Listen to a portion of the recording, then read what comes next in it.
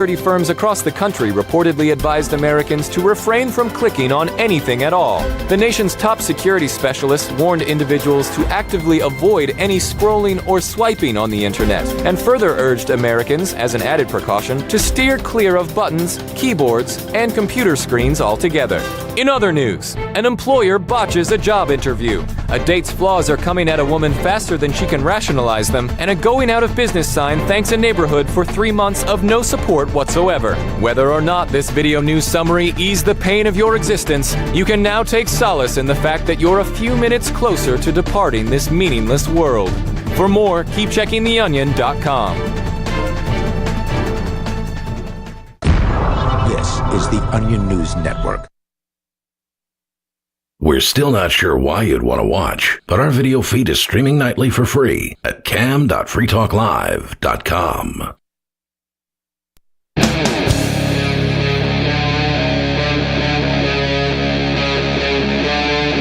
Free Talk Live.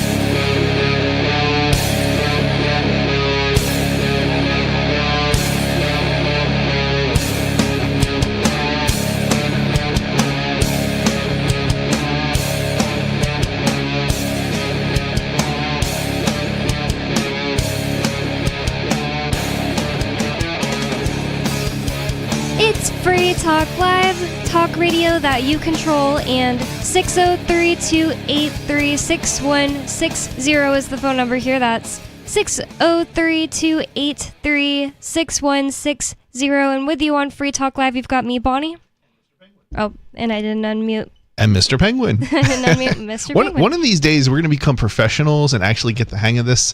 And wait, how long have you been doing that now, Bonnie? Well, I mean, I started right before Ian went to jail. Okay. So probably a little bit more than a year? Well, Ian's been in jail for a year and a month now, or maybe a year and 2 months now, and I started just like a few months before. So maybe a year and a half, okay. Yep, that sounds right. Hey, you're doing a pretty good job other than little mistakes here and there. Thanks. I am glad to hear it. At first, it seemed like it'd be a lot harder than it was going to be. Well, this is Free Talk Live, and that means that you can call 603-283-6160 to get in on the conversation with us. You can bring up whatever's on your mind. Kind of big news today. Well, it is big news. I was going to say kind of breaking, but I don't know. It's been hours. I heard the cops talking about it when I went to go visit Ian in the morning today, so definitely happened like in the AM. Suspect in fatal shooting of United Healthcare CEO Brian Thompson, ID'd as Luigi Mangione, an ex-Ivy League student, and that just means that the cops had announced that they had a suspect, but they hadn't ID'd him yet. That doesn't mean that they're actually charging him with it yet. So they have ID'd him at this point? Well, they've let the public know this is our suspect's name, but they haven't charged him. Obviously, they're still a suspect, right? So before they hadn't ID'd him, they thought it might be him, and now they're pretty confident? No. They haven't made any comment about, we think it might be him, except that he's a suspect. Okay, so he's still just a suspect. Mm-hmm. All right. So nothing new since, the afternoon or something like that, or this morning? Right. Because this morning, I think they had identified somebody who may be the guy. Yep, that's... At that point, it was just suspicion. He had a bunch of fake IDs and a passport, and I think some sort of gun that was 3D printed that apparently looked the same or something like that. Hadn't heard of that, but I did hear that he had the fake IDs and a manifesto that was set to go live on YouTube today, and that sounds just so suspicious. There was something rare about the gun that they ID'd in the videos that he had. So I guess the 3D printed aspect of it may be how it became it's kind of interesting though that he would 3D print a rare gun. But maybe that was to throw him off. I don't know. I know that Chris Reitman, the Wednesday night host, right when the news came out and there was just some information out about it, maybe a few days into it, Chris said, it's such a strange gun to use in a shooting. And I said, why? And he said, it's like an old-timey gun that they had in the 1800s. So it's very uncommon and not And he said just a pistol with a silencer is a very uncommon gun to be used in any I thought like it was mass like shooting. Like a gun to put down animals or something weird like that. I don't know. But, that's possible. You mean put them down, like kill them, or? Yeah, like I don't know. It was like a tranquilizer gun. I don't know. It was something weird like.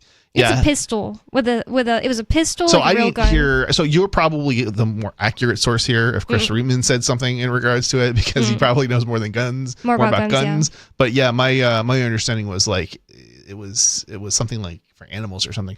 But it probably was just bad info as opposed to. There was other weird stuff about it, and I hadn't read, but we can get into it here. I have an article here from the New York Post. It says, so for those listeners that don't know what we're talking about at all, there was a CEO that was attending a conference in New York City for other healthcare people, just the healthcare industry. And this man, CEO of United Healthcare, Brian Thompson, he was walking down the street, and I saw the video. For once, I don't usually watch like these kinds of videos, but it was like I was told it wasn't even that gory, and it wasn't. I didn't even see blood in the video, but I didn't like obsessively watch. I just saw it once. Did they actually air the guy shooting? I know they aired parts of it, but I didn't know they actually aired. Or did you have to look hard to find the video? No, it's just on Twitter. I mean, I don't know what you mean by aired, like on the public news stations where they were airing like the actual shooting part. Because I don't think I actually saw the actual shooting. I just saw him like walking up to the guy or something like that and pointing the maybe guy.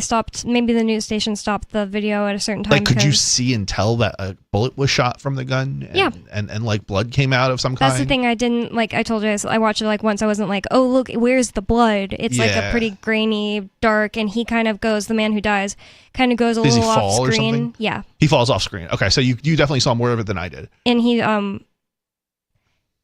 shoots him like 5 times. Okay. See, this is the Twitter version versus the news version. The Twitter version gives you the real thing. The news version just gives you like an idea. That's true. Yeah. And I honestly, I normally don't even see these things, so maybe I should have immediately wrote or clicked not interested, so that way they don't show me the next mass shooting on Twitter. Yeah. It's interesting. I don't know if I saw, or I think I may have seen, like there's videos that they've refused to publish, and I'm like, they probably should publish them. There was a guy an American who was burned to death by like, I think Saddam Hussein, or I don't know, or maybe it was some terrorists in like Iraq or something. But anyway, they like burned him to death like alive or something. And it was a pretty horrible video that like absolutely we're not going to show on any kind of news outlet. But there was a lot of criticism about like, I guess it was out there and stuff. And I don't know if I actually looked it up to see if I could find it and watched it or not. I can't remember if I might not have actually bothered, but I just remember thinking like, I don't know, like this is stuff that like we probably shouldn't be hiding like ourselves from. Like this is the real world. This is what happens.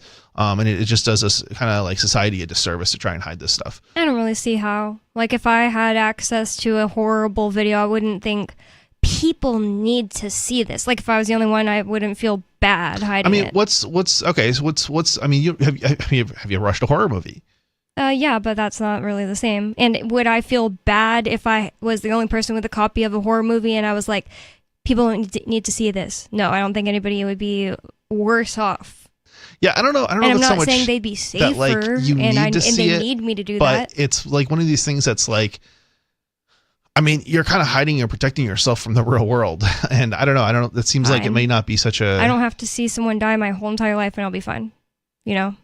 Yeah, and I'm not saying, but it sort of warps. I think the way I'm trying to say this is it kind of warps your perspective on things when you kind of hide yourself from them.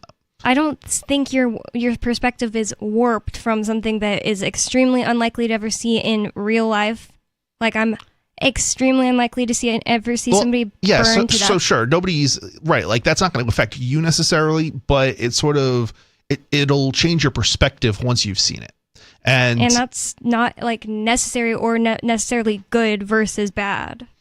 And I'm not saying I'm not pro it needs to be hidden. I'm just don't understand your perspective of it needs to be shown or it's a good thing for it to be shown. It's just like kind of neutral, if not a little bit bad. Yeah, I don't know. I think I'm more concerned about what people are their information is kind of being twisted and warped in a certain way.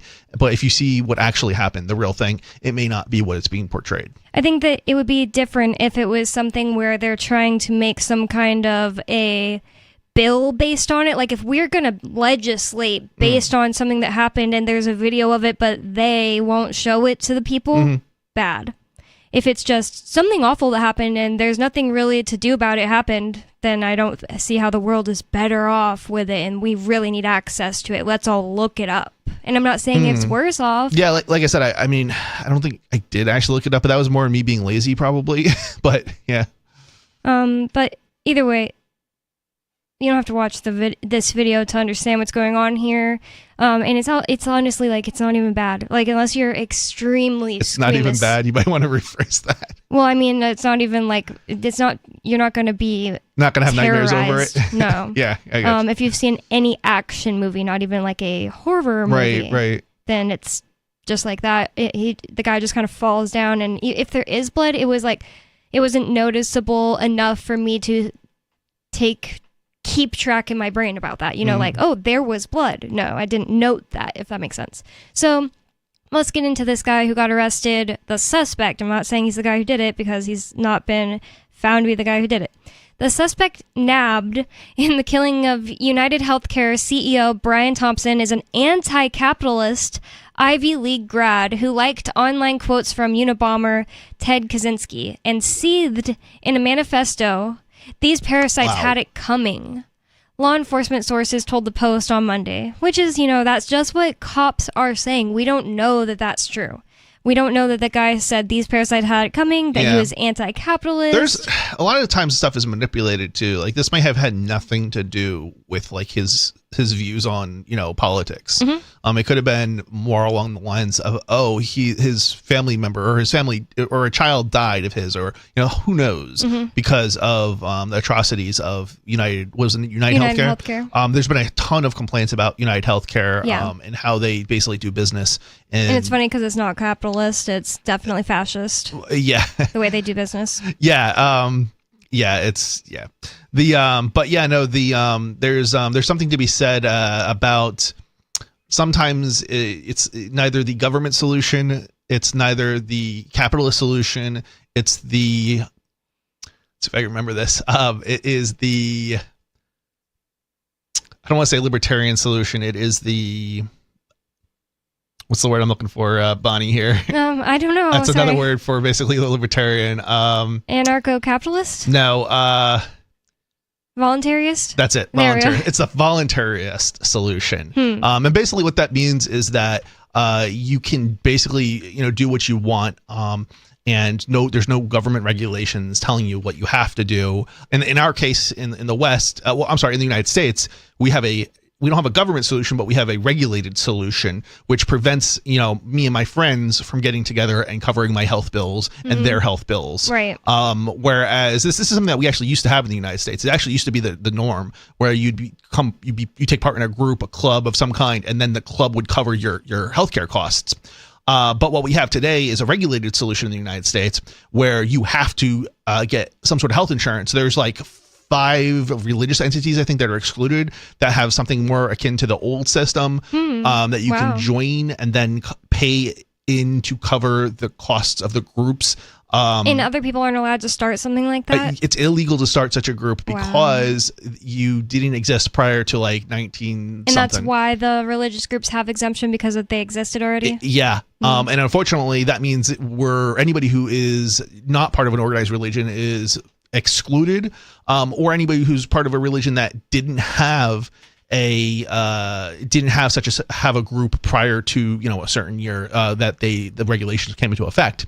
So the sad part about this is, I believe from what I told, so we know some people who actually are part of one of these religious groups, and I don't know I don't know if he's part of the religion that started the group, but he's a religious individual. He's, I believe, a Quaker, if I'm not mistaken, and his family's part of this group, and he pays about half what it would cost for insurance for basically equivalent coverage. And this is why I say sometimes it's not the government solution it's not the regulated capitalist solution. It's literally the voluntary solution. And if you look at like other places like Canada and Europe, where they have a more government solution where the government pays for everything, but you pay through taxes, the service is really bad. Yeah. And it's so near to that in the United States anyway. They're technically quote unquote private companies, but they take so much money from the government and they're regulated like crazy. Like you can't, Mr. Penguin, Mr. Penguin, you can't just go, I'm going to start Mr. Penguin Healthcare Services. You can't.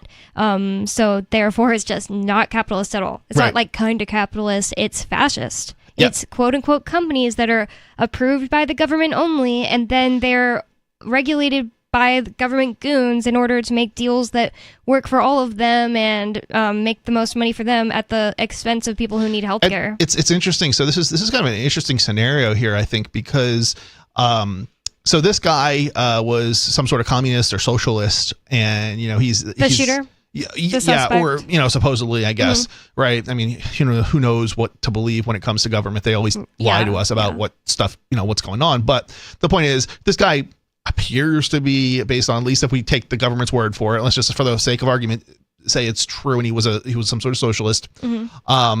Well, here's the thing.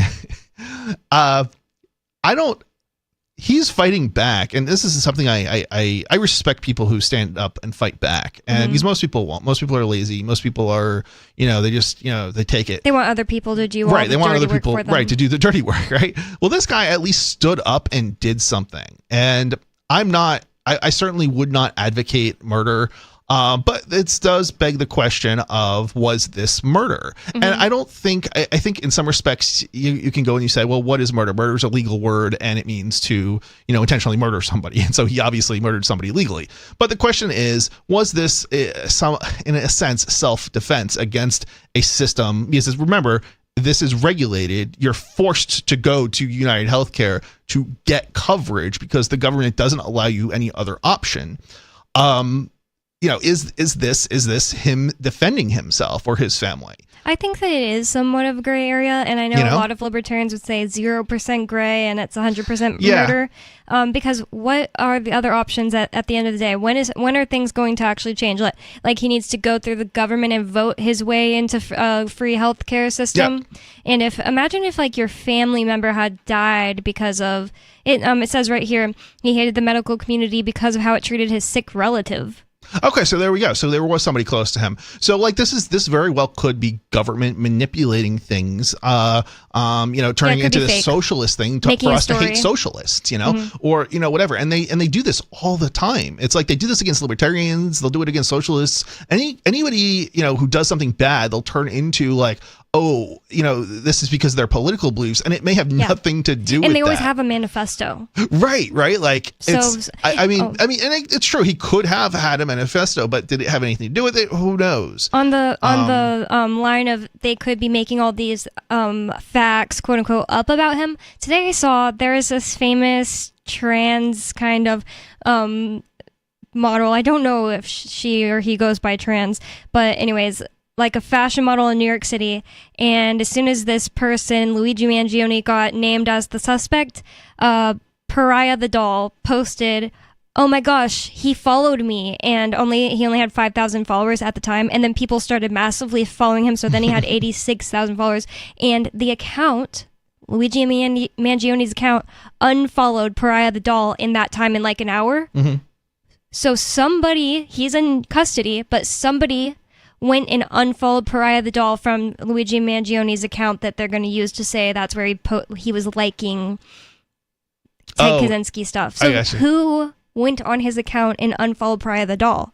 And whenever my friend died, one time I saw his username online on Instagram, and I was like, or was it Instagram? I don't know, something that shows when your friends are online.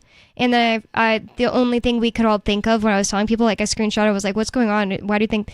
It was because the cops were investigating to see if like there was any foul play because, he died of a drug overdose. So it ended up being no foul play. But so the cops were on my friend's phone and it showed online. Yep. Do you think they're just online?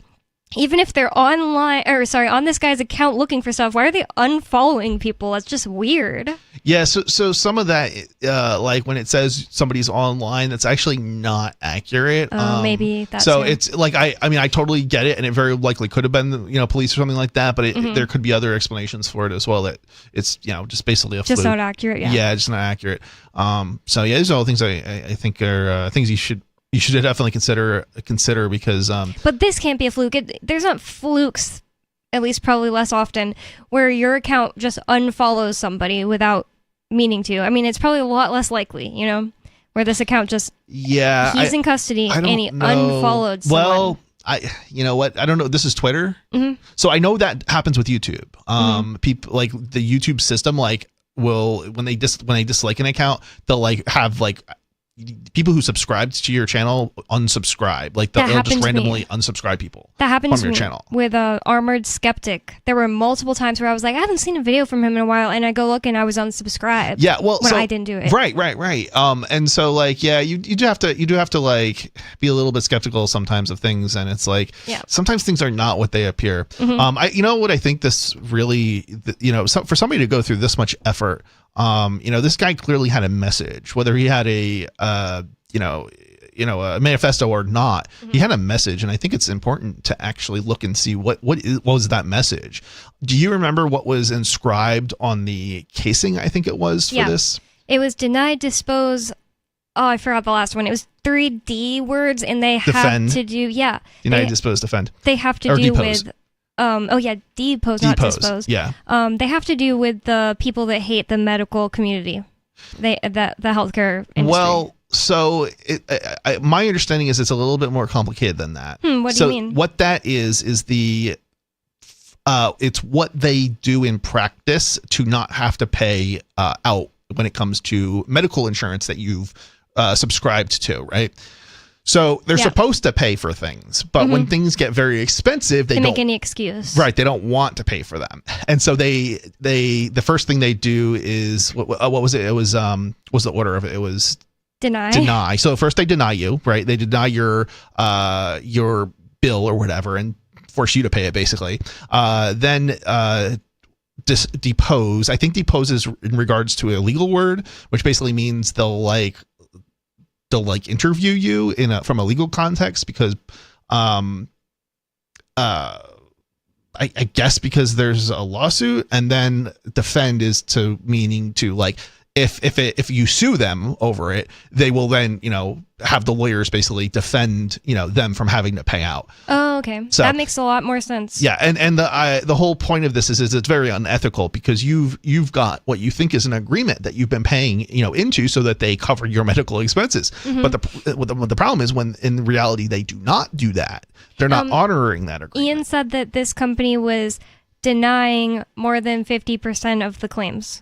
Yeah, I mean, think about it. 50%. Do you think 15% of people are fraudsters and they're trying to get benefits that they're not entitled to? I mean, this is kind of ridiculous. And I think this is sort of, all goes back to, this problem that we have with overregulation. And I think a lot of libertarians need to remember that there are a lot of parasites who aren't actually in the government.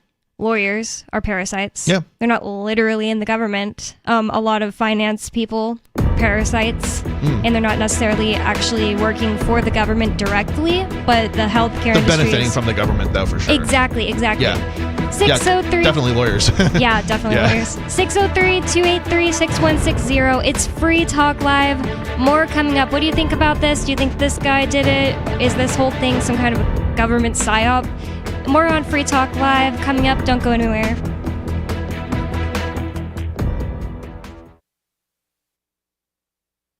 This hour of Free Talk Live is brought to you by Dash Digital Cash. Dash is the cryptocurrency designed to be used for spending. In addition to being one of the world's first cryptocurrencies, Dash was the first crypto project to have a decentralized autonomous organization that to this day continues to improve and promote Dash. Every month, 10% of the mining rewards go into a treasury. Anyone with one Dash to spend can put forward a proposal to the Dash masternodes. The masternodes vet the proposals and decide which ones move forward and are funded by that treasury. Nowadays, DAOs are plentiful, but Dash paved the way by doing it first, nearly a decade ago. Dash is one of the oldest cryptocurrencies and is widely available on exchanges, including the decentralized Maya protocol, and in multi-crypto wallets. It's easy to get and use Dash. Start by learning more at dash.org. Thanks to the Dash DAO for sending us 32 Dash per month to promote Dash on the air. Visit dash.org to learn about Dash. Dash.org. From Feature Story News in Washington, I'm Benji Haya.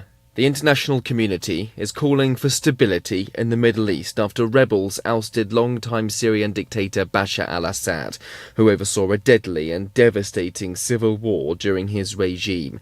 US President Joe Biden says his removal from power is a moment of historic opportunity and a fundamental act of justice, but also a moment of risk and uncertainty. Here's Alistair Burt from the European Council of Foreign Relations. For Syrian citizens who have had 13 years of civil war, it means the world to them. Assad has since escaped to Moscow, leaving a vacuum of leadership in Damascus. The United States is working to ensure there's not a resurgence of extremist groups like Islamic State to replace him. Caroline Malone has the latest. US Central Command for the Middle East says they hit 75 ISIS targets in Syria over the weekend. US President Joe Biden says it's part of efforts to stabilise the country following the collapse of the regime of President Bashar al-Assad, who's now fled to Russia. US officials say they're in contact with the main group, Hayat Tahrir al-Sham. HTS is a designated terrorist group by the US and other countries, but they've more recently renounced al-Qaeda. How it governs will likely impact how other regional governments and the US interact going forward. At least 110 mostly elderly people have been brutally murdered by gang members in the Haitian capital, Port-au-Prince, according to the National Human Rights Defense Network. A local gang leader had targeted the victims after his son died, and a voodoo priest falsely blamed the illness on senior locals that he says were practicing witchcraft. A man is being questioned in the US state of Pennsylvania over the fatal shooting of a healthcare insurance boss in New York last week. United Healthcare CEO Brian Thompson was killed in a targeted attack in Midtown Manhattan. And American rapper Jay-Z is strongly denying allegations that he raped a minor more than 2 decades ago. The hip-hop star, whose real name is Sean Corey Carter, was named in a lawsuit alongside fellow rapper Sean Combs. Sally Patterson reports. Jay-Z is the first high-profile defendant to be named in a civil lawsuit alongside Sean Diddy Combs. The claim, filed on Sunday, accuses the men of raping a 13-year-old girl at an MTV Music Video Awards after-party. The accuser, who's only referred to as Jane Doe, says the incident happened in 2000. Now, in a statement, Jay-Z called the allegations heinous, malicious, and designed to destroy families. We've also heard a response from Combs as well, who said the lawsuits are made to extract payments from celebrities. He's facing a separate criminal court case, with the trial expected to begin next May. He's pleaded not guilty to the charges. From bureaus worldwide, this is FSA. You can help spread the ideas of liberty with our Patreon for just $5 per month at amps.freetalklive.com.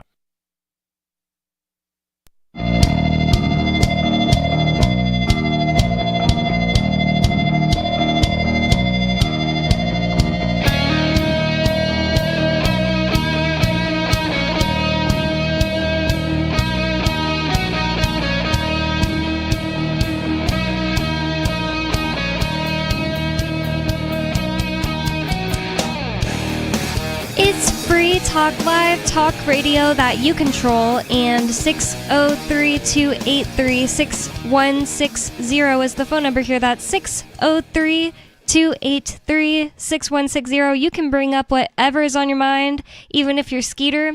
And Free Talk Live is brought to you by Dash Digital Cash. Dash is the cryptocurrency made for spending.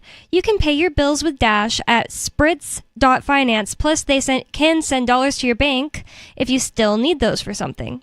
Thanks to the Dash DAO for sending us 32 Dash per month for this sponsorship.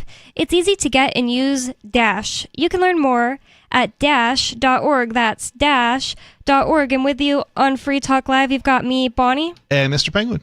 And we have a caller on the line, unscreened caller. I think it's Skeeter. What's on your mind?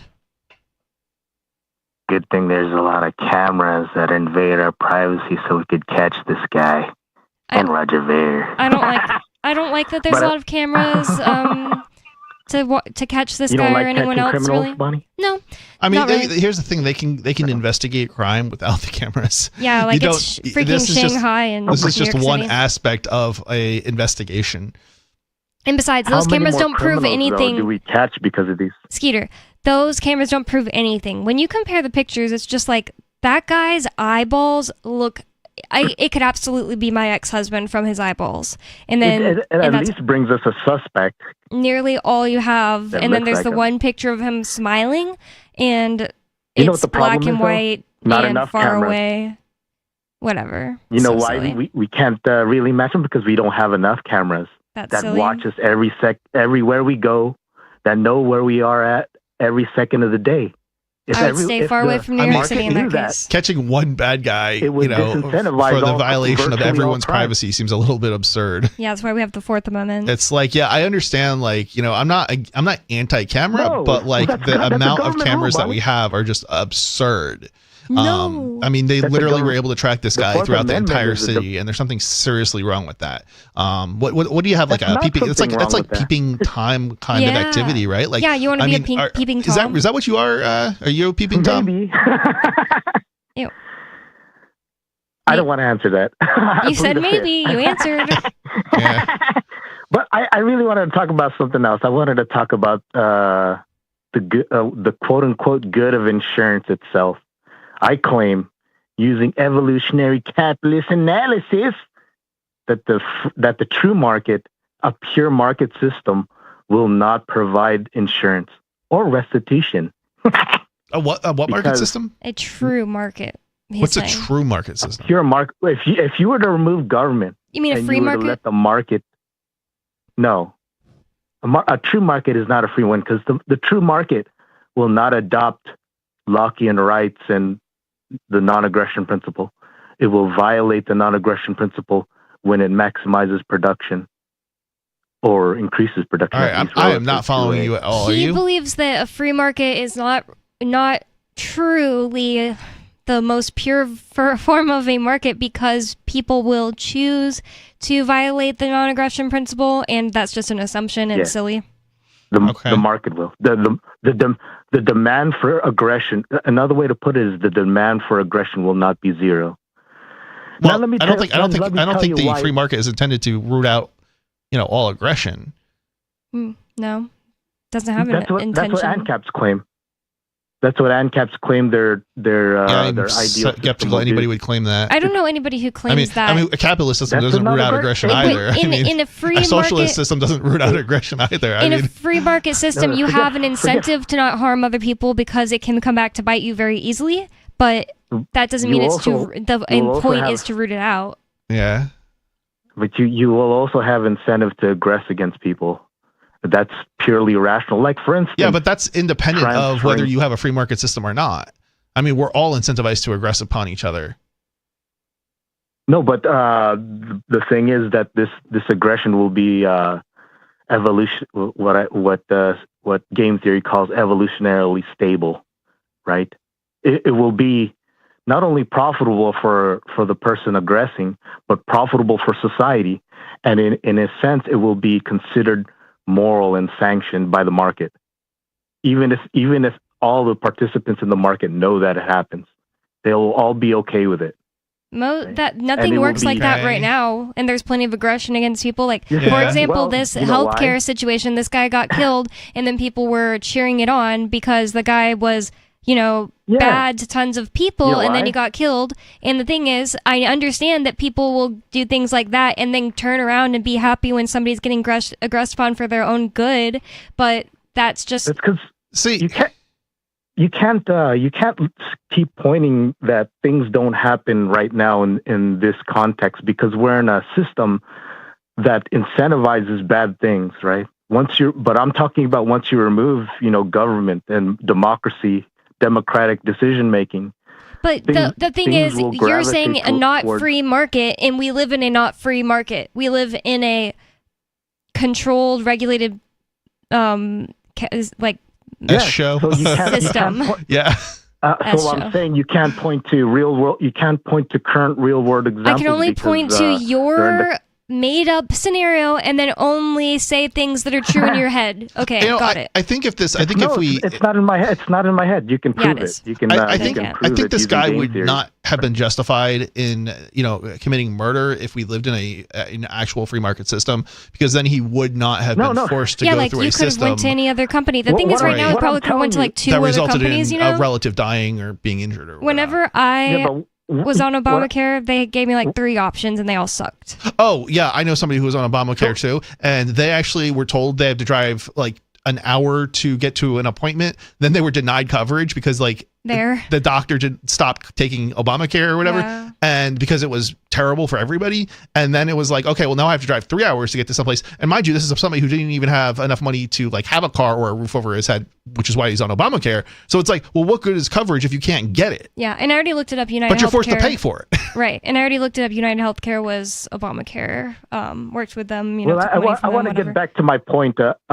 I want to get back to my point about insurance, that the true market, and again, once you remove government, it will gravitate. The true system evolution will force us to my system, not a free market system where we have freedom to talk about is held things paramount, with his right? definitions of things that only he agrees about. Just so you know, Chris. I know it's very difficult to have a conversation with anybody who has unique uses, unique terminology that nobody else can relate to or understand, because every word is redefined. Right. So true. This is not idiosyncratic terminology. I'm telling you. Look up evolutionary game theory, Bonnie. After this call. Look up evolutionarily stable strategy. Right? I just am not interested, for one thing, and for another thing, to listen to your whole manifesto about your version of capitalism. I'm not making this. I'm trying to demonstrate. I'm not pulling this stuff out of my butt. But what I'm saying is about insurance, the true market will not provide insurance or restitution because I'm sure somebody would. Somebody would say, "Wait, there's no insurance company in the entire market. I think I'm going to provide that so that way I can make money," and that's what would happen. There will not be net demand in the final form of a pure market, right? Of course, entrepreneurs can undertake unsuccessful projects, right? But eventually, evolution will.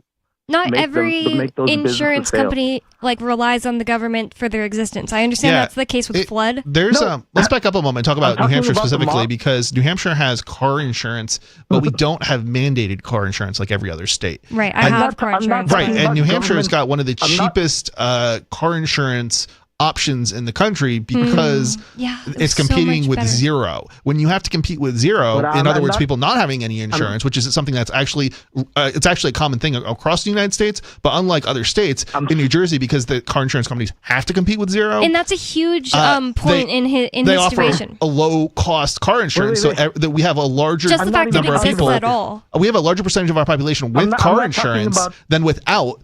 We have a larger percentage of the population with car insurance than other states. Wow. Which is funny because other states mandate it and New Hampshire doesn't. Wow.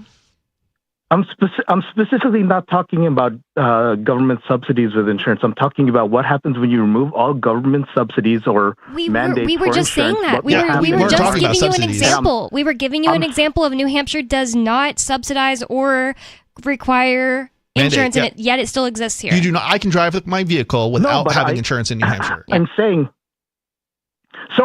it's not a stable thing, right? It can exist temporarily, but ultimately it's not sustainable. I guess any day now our insurance is going away. Because insurance perverts incentive. Insurance, just like government, just like democracy, just like restitution, perverts the cumulative incentives of society. It makes moral hazard. It's just insurance is a zero-sum game when looked at internally, right? I don't think it has to be. Based upon set it up a way that's actually fair. People now. But wouldn't that still be a zero-sum game? I mean, that's not bad. It just means that you're going to get what you pay for. Oh, all I was saying was he was saying that it has bad incentives. It creates bad incentives. Is what he's saying. I'm trying to make a case that it's a negative-sum game when you look at externality. So internally, when you look at the participants, both the insurer and the person taking out the insurance policy, between those two, of course it's a zero-sum game. One's But the negative externality that comes out of insurance is that the participant with the most control over that event is betting that it happens, and that event is a negative event for society, right? So every time you take out insurance, it's for a bad event, like you get in a car, you protect yourself from robbery, car crash. And you keep paying every time nothing bad happens to you. Every month that nothing bad happens to you, you're still paying. It's just a bet. Yep. So it's a wager. So interestingly enough, in other circumstances, it actually can make sense not to go with the insurance option. And there's something called self-insurance, and this is a concept that I partially implement myself with my business. In which case, we actually we don't pay for insurance from carriers that also do basically the same thing. Is they always deny it initially, or they try and get out of it, right? Paying anyway. So it's like, okay, well, why are we going to pay for something where we're not going to get, the benefit from it? Or if we do, it's like not even like what we originally agreed to or paid for or understood to be getting. Sure. There's some versions of insurance people might just elect to not have over time. Right. And this is one of them. Mm-hmm. So with my business is we never pay for insuring anything, and every good that we ship out, is uninsured. And on a couple of occasions where we've lost something, or something's been damaged, we've just paid out from our own pocket. And in better reality, than paying the insurance this whole time. The cost of nothing to happen. The cost of the insurance is far more than what we pay out, because obviously, and if you think about this a second, it kind of makes sense. Insurance companies, they're going to make a profit, right? I mean, it makes sense. They want to make a profit. Yeah, why would they exist if they weren't going to make a profit? I don't think there's anything wrong with insurance companies making a profit. Neither. That's not the issue. The issue is that the consumer is not getting what they're paying for. Mm-hmm. And them getting greedy is an actual problem. And they can get greedy when they're allowed to stay forced to open because of the government. Yep, and the government mandating it. That's another aspect of it that's a problem. Because when the government mandates it and says you can't do something else that's either cheaper or just not go with it, then all of a sudden you've perverted the marketplace, and you've ended up with a situation that harms the consumer. Yep. It's just a boring conversation with Skeeter. He just likes to use words probably incorrectly and say things that he can't really prove, except apparently you can if you go online and learn about game theory. Well, yeah, and it's interesting because I know of game theory, but like from a computer science perspective, and it's I shouldn't say I know about. I mean, I know of it. I don't really know much about it, but the point is simply that he may be referencing stuff that is there's something behind it, but he's not able to explain it. And it's all just theory. Well, yeah, sure. I don't know. Whenever you have a theory and you're saying you can prove something that does not exist right now because of your theory, you're not proving it. It's still just a hypothesis. Yeah, I mean, there's going to be things that potentially back up a theory. Yeah, true. But you have to go. He wasn't pointing to anything to convince me. Right, exactly. Just pointing to more of his hypothesis. If I'm going to argue, porn being legal is better for society. Well, where am I getting? What am I arguing? Okay, can I point to some sort of study? Mm-hmm. Can I? I mean, I don't even have to give you a direct link to a source. Just is there some sort of study, and what did that study overall say? Right? Give me some sort of idea. But Skeeter doesn't do that. No, it's he's just yeah. It just gets really boring. And on the topic of insurance, we actually have something to talk about, which I wanted to get at least a little more into. Who is this Luigi Mangione guy? Which I think is spelled the same as Chuck Mangione, but I'm not sure. Who was I forget the name of the instrument. It's the saxophone. He's a saxophone player. So there's a suspect. This doesn't mean that this guy actually did it or has even been charged. As far as the time that we are recording this episode, he has not been charged. He's just a suspect in custody. So I wonder if he's still in custody or if they let him go since then. But his name is Luigi Mangione. He's 26 years old, so young. Originally from Townsend, Maryland, and apparently hated the medical community because of how it treated his sick relative. And this is the suspect.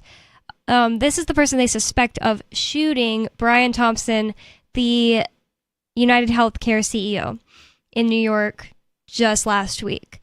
The suspect may have held a grudge because of his own interactions with the industry, sources said, noting an X-ray photo on his X account showing 4 pins in a spine. I guess that means it's not necessarily his spine. But he had a picture of an X-ray with pins, like medical metals pins that can be I don't know, put but into that just someone's sounds ouch. yeah. I'm sure it is, but I don't know. Why else would you have a picture of like a surgery on your X account? I mean, something else I think is worth pointing out is there's a ton of people who've been screwed over by health insurance companies, and that's a huge pool of people that you could point to that and find somebody to blame something on like this. And the government, law enforcement, I should say specifically, has a sort of a perverse incentive to throw somebody out there and say, oh, look, it was him, whether or not it was or not, because his details may seem to match up with, what happened. And the picture, it's no picture have I seen has it been, oh my God, that's a 100% match. There's no denying it. I mean, even the one with his whole face. It could be this guy. Like, I don't, it's like one of these things where the problem is just because it looks like it's this guy, there's probably 1,000 other people out there easily who could have been this guy, right? Plus, now in the age of deepfakes, we can't even trust the cameras anymore. Yeah. I mean, I'm not even going there, but I am, because Skeeter started off the call saying that's why cameras are good. We can't even trust cameras anymore. I mean, you're right, but I imagine that like the problem with this is like it's still the technology hasn't gotten good enough to be at a point where it's like, okay, somebody who's knowledgeable about deepfakes isn't going to be able to say, oh, this is a deepfake or this is not a deepfake. So it may look like that to us, but there's still enough people out there, I think, that they're probably not going to try and use it, to fool the public. I could be wrong, but I tend not to be. I tend not to go down that delusional kind of, route. My point isn't saying I believe they deepfake this. My point is that I'm not saying that you said that they believe they deepfaked it. I don't think you've gone down that route. I'm just saying. Just because I'm just pointing out that because deepfakes exist, video isn't like proof anymore. And this again, I think it's even deeper than this, in that without deepfakes, videos often don't show you what you think they're showing you, because you're being presented with them with some sort of background to them. Like, if somebody is, got their hand near a child or something, and you said that child, was molested by, so-and-so, well, and that child has a scary face on, well, maybe that has nothing to do with anything. And it's just, they pulled it out of one of a million photos. Yeah. And it's like, okay, but there's nothing to actually suggest that actually, what you're saying actually happened. It doesn't, the photo doesn't show that. It's just, you think it does because somebody is giving you this idea. For example, they could have a video of this exact guy going into the exact hotel that was nearby where the guy got shot, but it could have been months ago. Right. Like, yeah. So there's all sorts of, this is the thing. People are just, they're too willing to believe a story based on not enough information, not enough evidence. People need to ask more questions and not be so willing to believe that they're being told the truth by the New York Post or whoever. Yeah. Media tends to lie. Prosecutors lie. It's like they're manipulating you. And unfortunately it makes it very difficult to say, if I was on a jury, I would have a very difficult time saying, yeah, he's guilty, because I recognize just how manipulative, prosecutors are, and you can't believe anything that they put up, anybody they put on the stand. You can't believe anything out of their mouth. They tell a good story, but it's like, okay, could you even follow the evidence? It's like, probably not.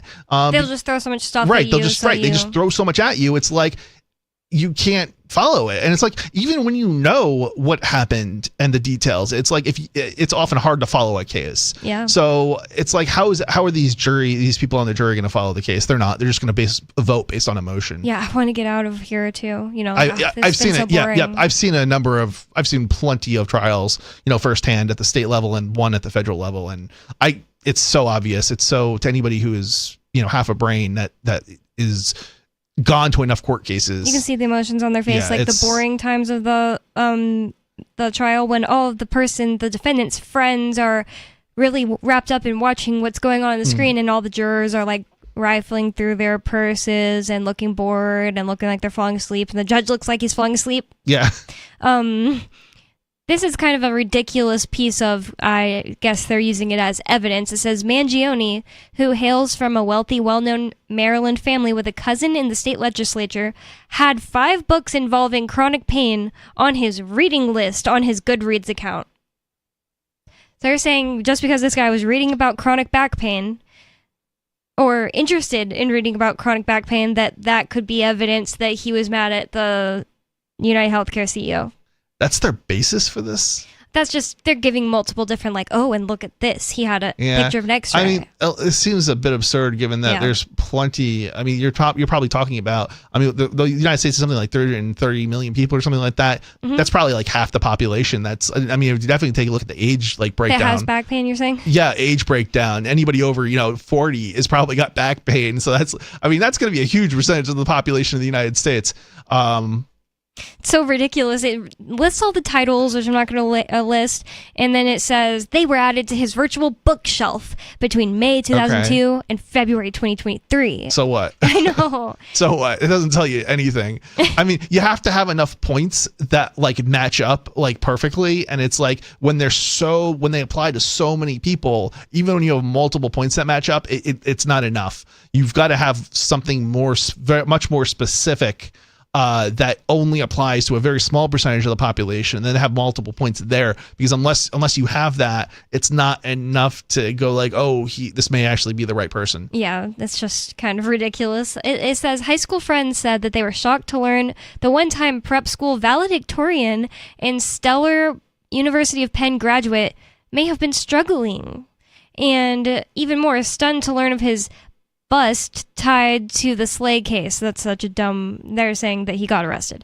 He was always doing the right thing, a former classmate told Fox News Digital. Mangione always had a smile on his face. Never really got the vibes of him being socially awkward, so that's why I'm surprised. And they said, the person giving this information said they graduated 2015, and he graduated 2016, and it's crazy how 9 years later people can change. And it's like these people they're interviewing are talking as if they know that Mangione was definitely the shooter. Yeah, this is always so messed up. It's interesting how quick your people around you are going to jump to, just assuming you're guilty because whatever the government says something, and it's like, no, a lot of people who get arrested are not guilty, and it's like they plead guilty because they're coerced into it, and it's that simple. 603-283-6160. This is Free Talk Live. 603-283-6160. More coming up. Don't go anywhere. It's Free Talk Live. You can call in and bring up whatever's on your mind.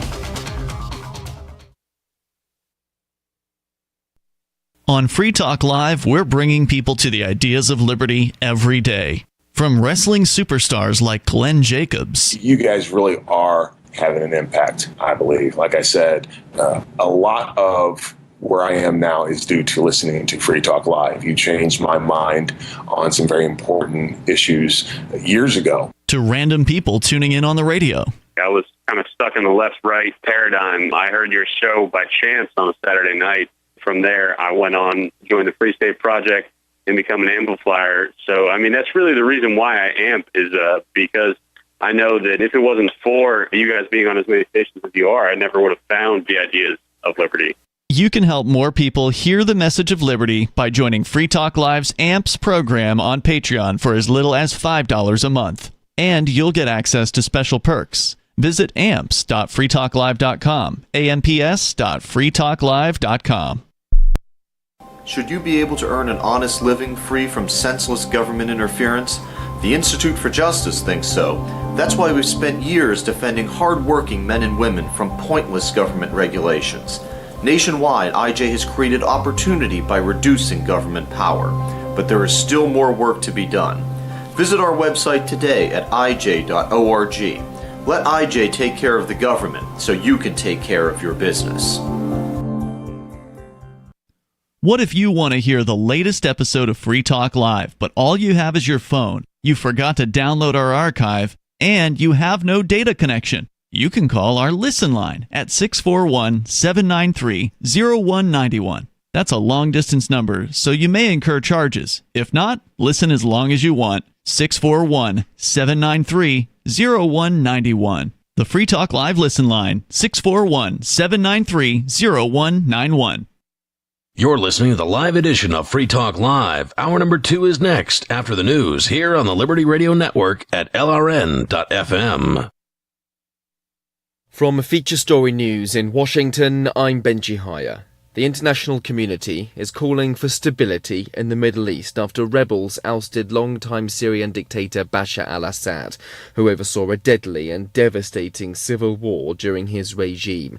US President Joe Biden says his removal from power is a moment of historic opportunity and a fundamental act of justice, but also a moment of risk and uncertainty. Here's Alistair Burt from the European Council of Foreign Relations.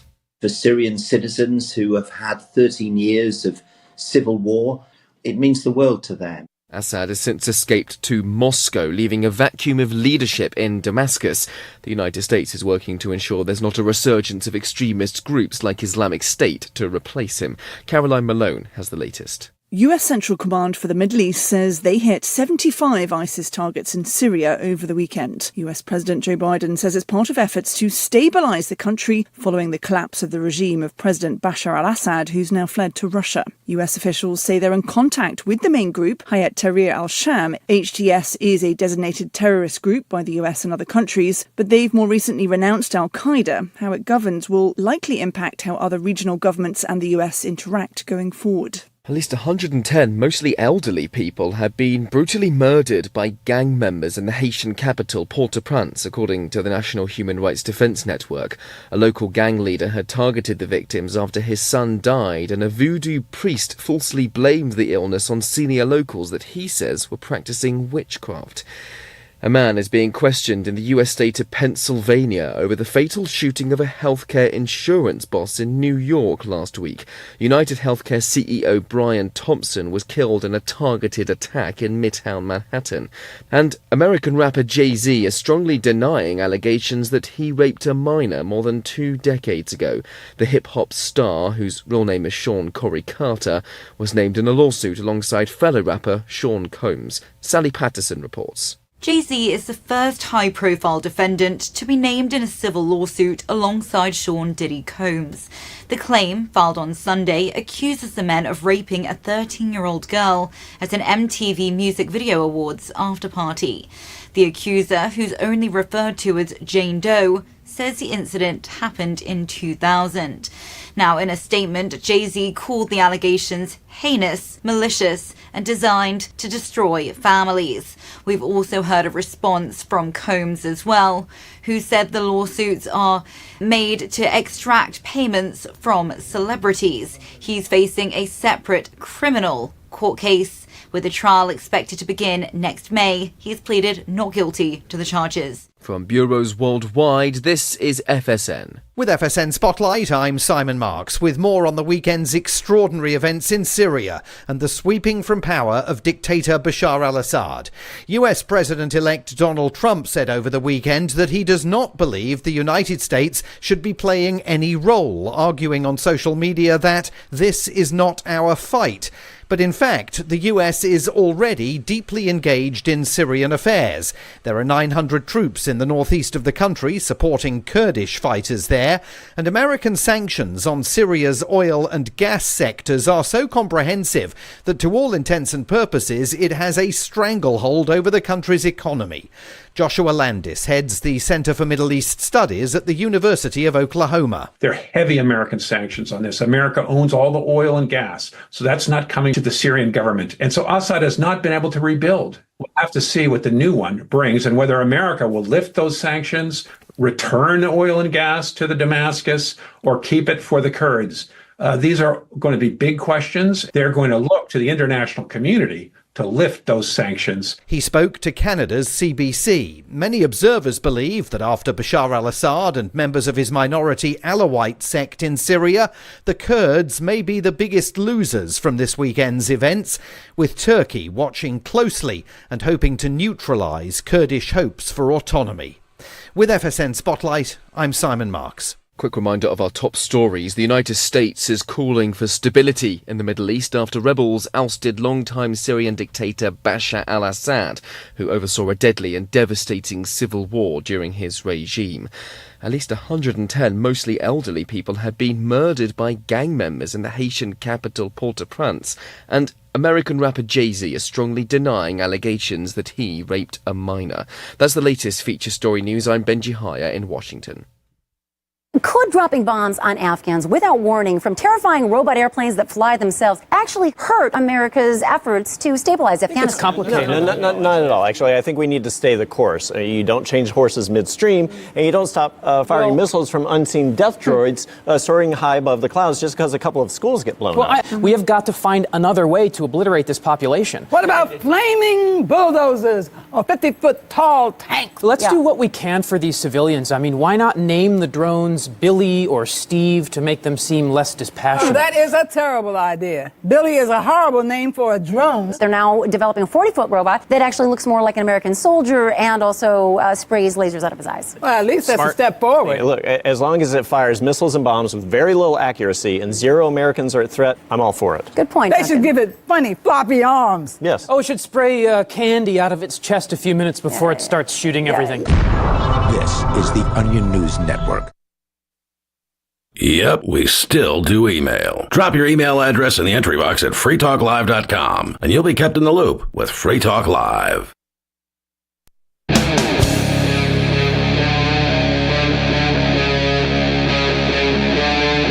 Free Talk Live.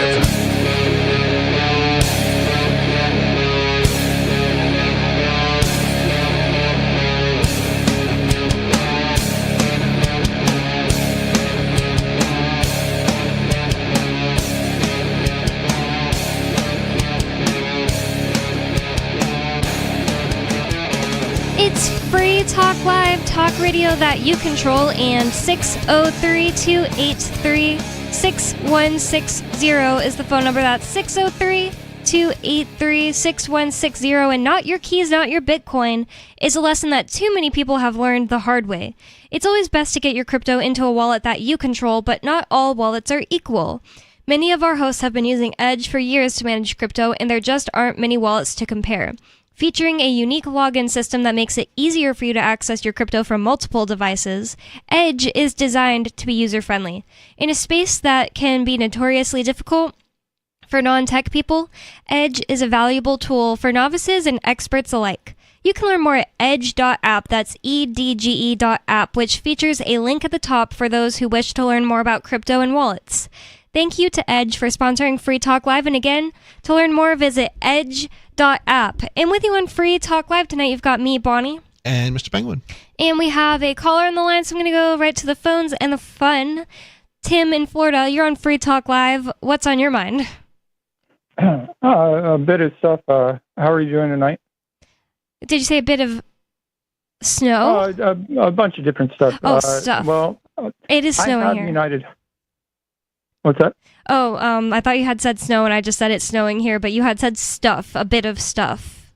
Did you say a bit of stuff. It's snowing. No, it's not snowing here in Florida. Southwest Florida, not yet. I've seen it before. I like the snow, so it doesn't bother me.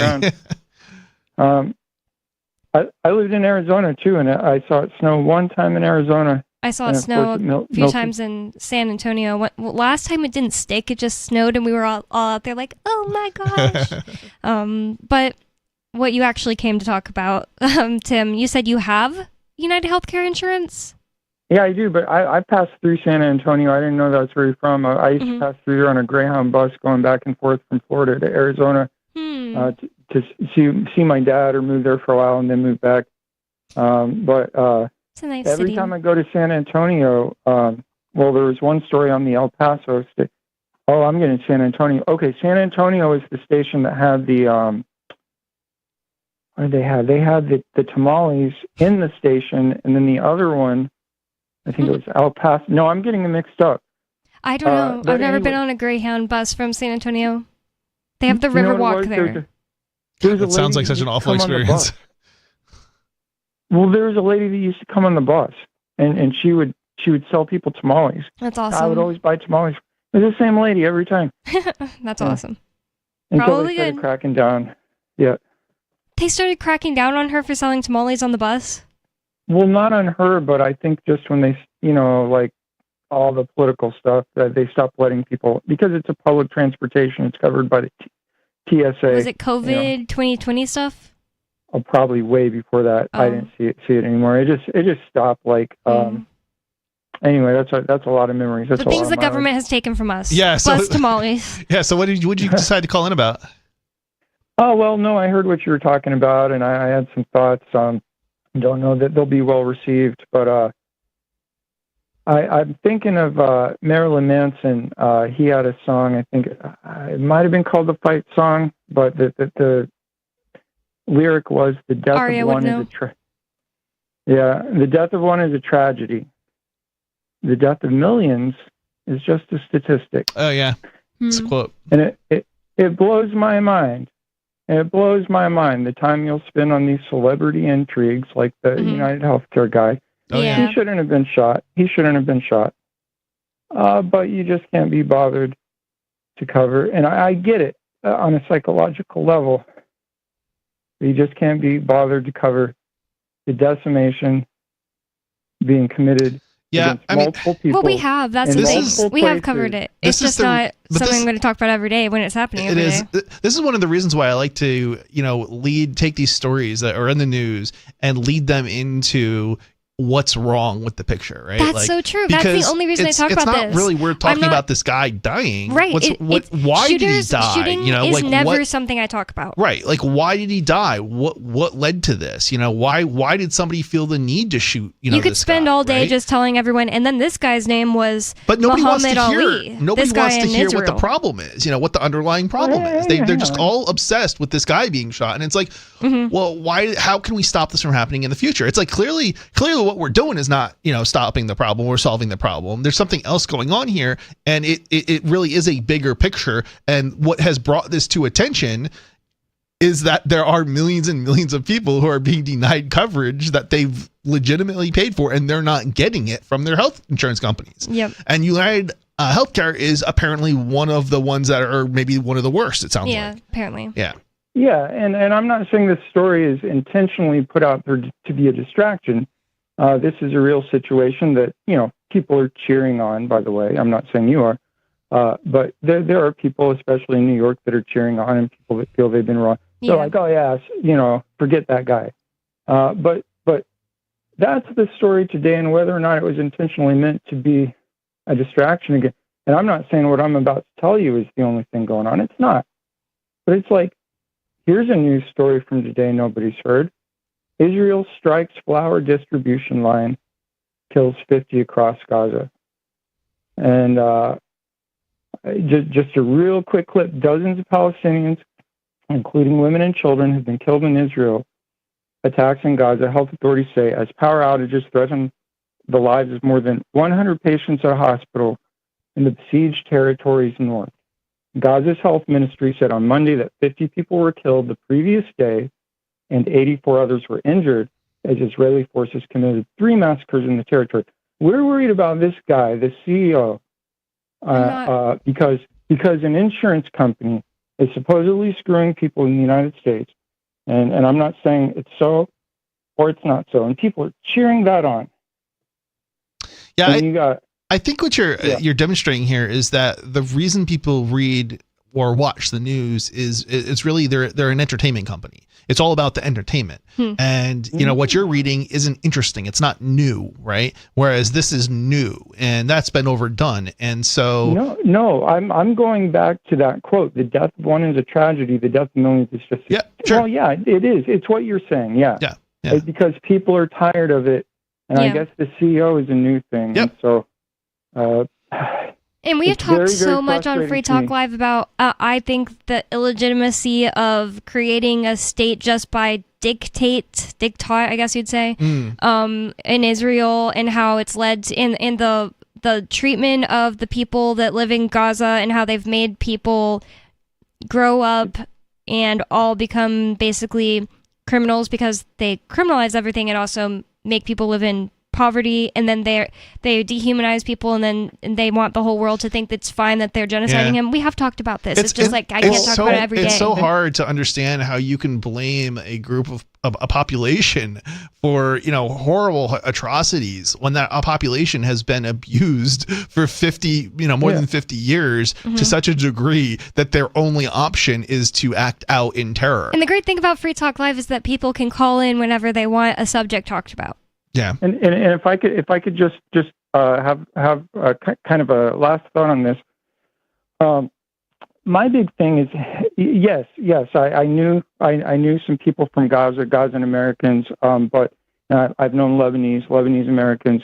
But my thing is, it's not that I'm hyper focused on the region or specifically Gaza, although that does seem to be the most horrific because people can't leave. Whereas in Lebanon and places, they have other choices. In Syria, they can flee.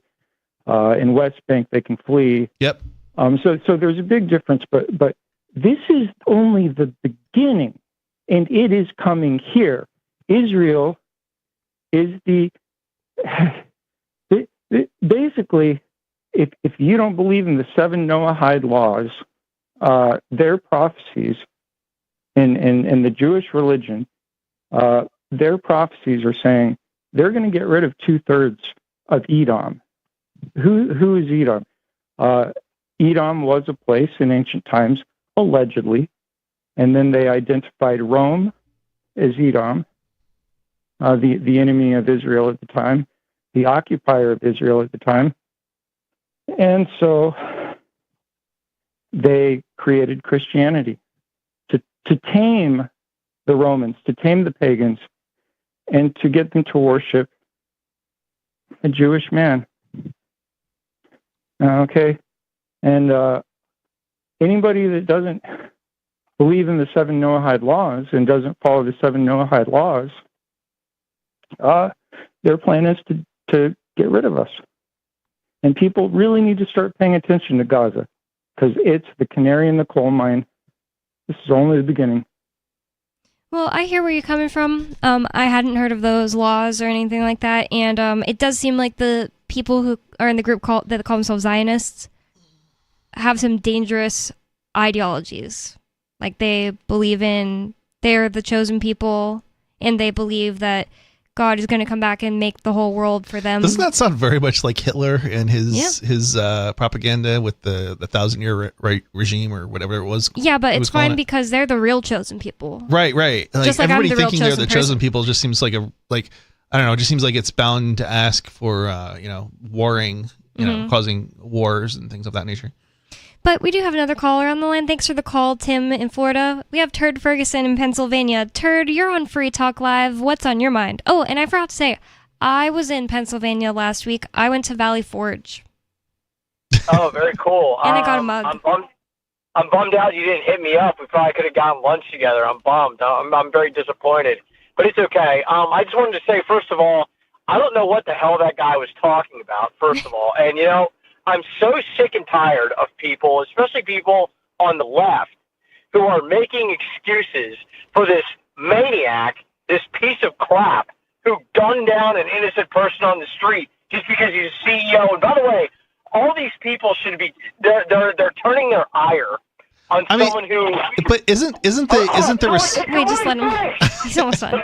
Jesus. Well, he's letting finish. Go ahead, finish.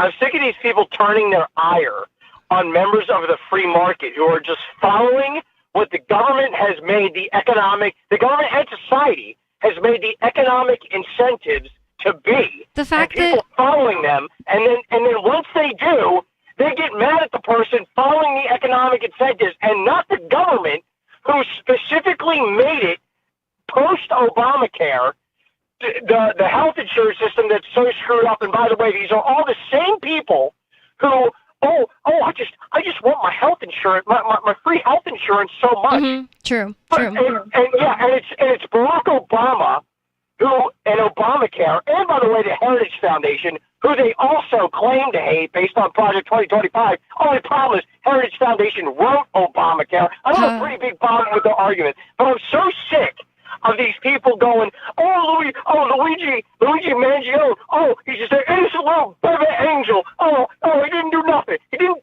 do nothing. Well, he's just a suspect. These people, dude. Well, I agree and disagree on some things. First of all, you called it the free market and then said the government gives the incentives. That makes it not the free market. But I like where you're going with this, where you're saying, these people are more mad at the person who's just following the bad government incentives to do certain things than the government itself. I totally agree with that. And I also agree that I haven't been online hate reading comments of these leftists who just have the wrong idea and are coming from the wrong place. But I'm sure it's exactly as you say. They're the same people who hate Project 25 but can't put together, and then there's other things government does that are bad, and they're also doing it on the left. And then I also want my free healthcare, by the way. I totally agree on all that, Turd. So I think the sentiment is, I don't know, I might agree with your sentiment, but the thing is, I want to point out though that you called him a victim. Let's see. You're saying they're saying he's a victim. He is.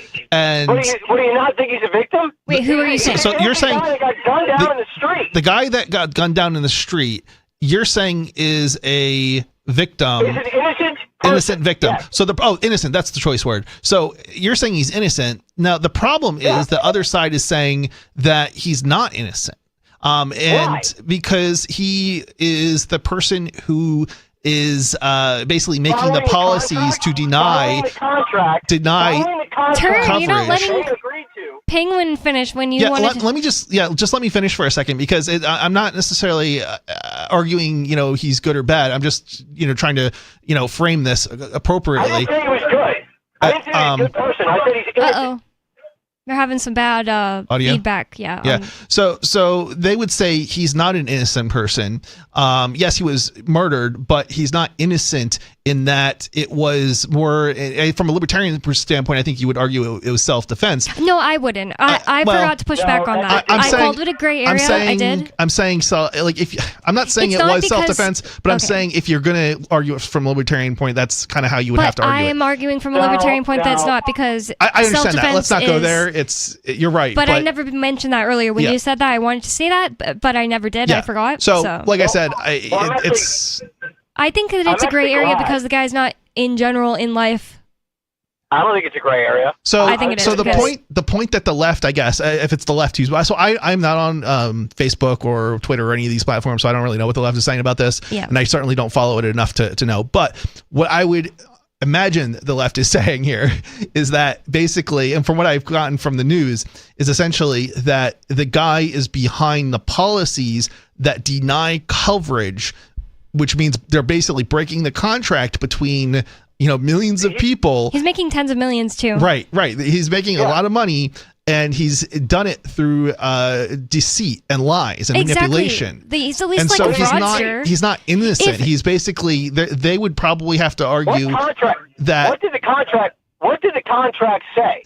The general contracts here, we're talking about insurance. So the general contract says, I'm going to pay you, and in exchange, if I have something that I need medical, you're going to cover it. And the other thing is, the types of contracts we're talking about are so predatory. Yeah. I agree. They're predatory, but you can't say that he's violating the contract. And what are these people's other options? Is there some other company they can go, know what? I want some other company when the government forces them to pay for this anyway. I'm trying to answer your question for you, Bonnie. The alternate option is what Ron Paul wrote about in his 2008 book, The Revolution, which is instead of buying health insurance, which is idiotic. And they're still going to pay for this guy's health insurance. They're still going to pay for United Healthcare to exist. No, what you do is you start a health savings account, and you take the money that you would put into health insurance monthly, and instead you put it in a health savings account. So there are people who are disabled. There are people that don't work and stuff like that. And in a libertarian society, those people would still exist.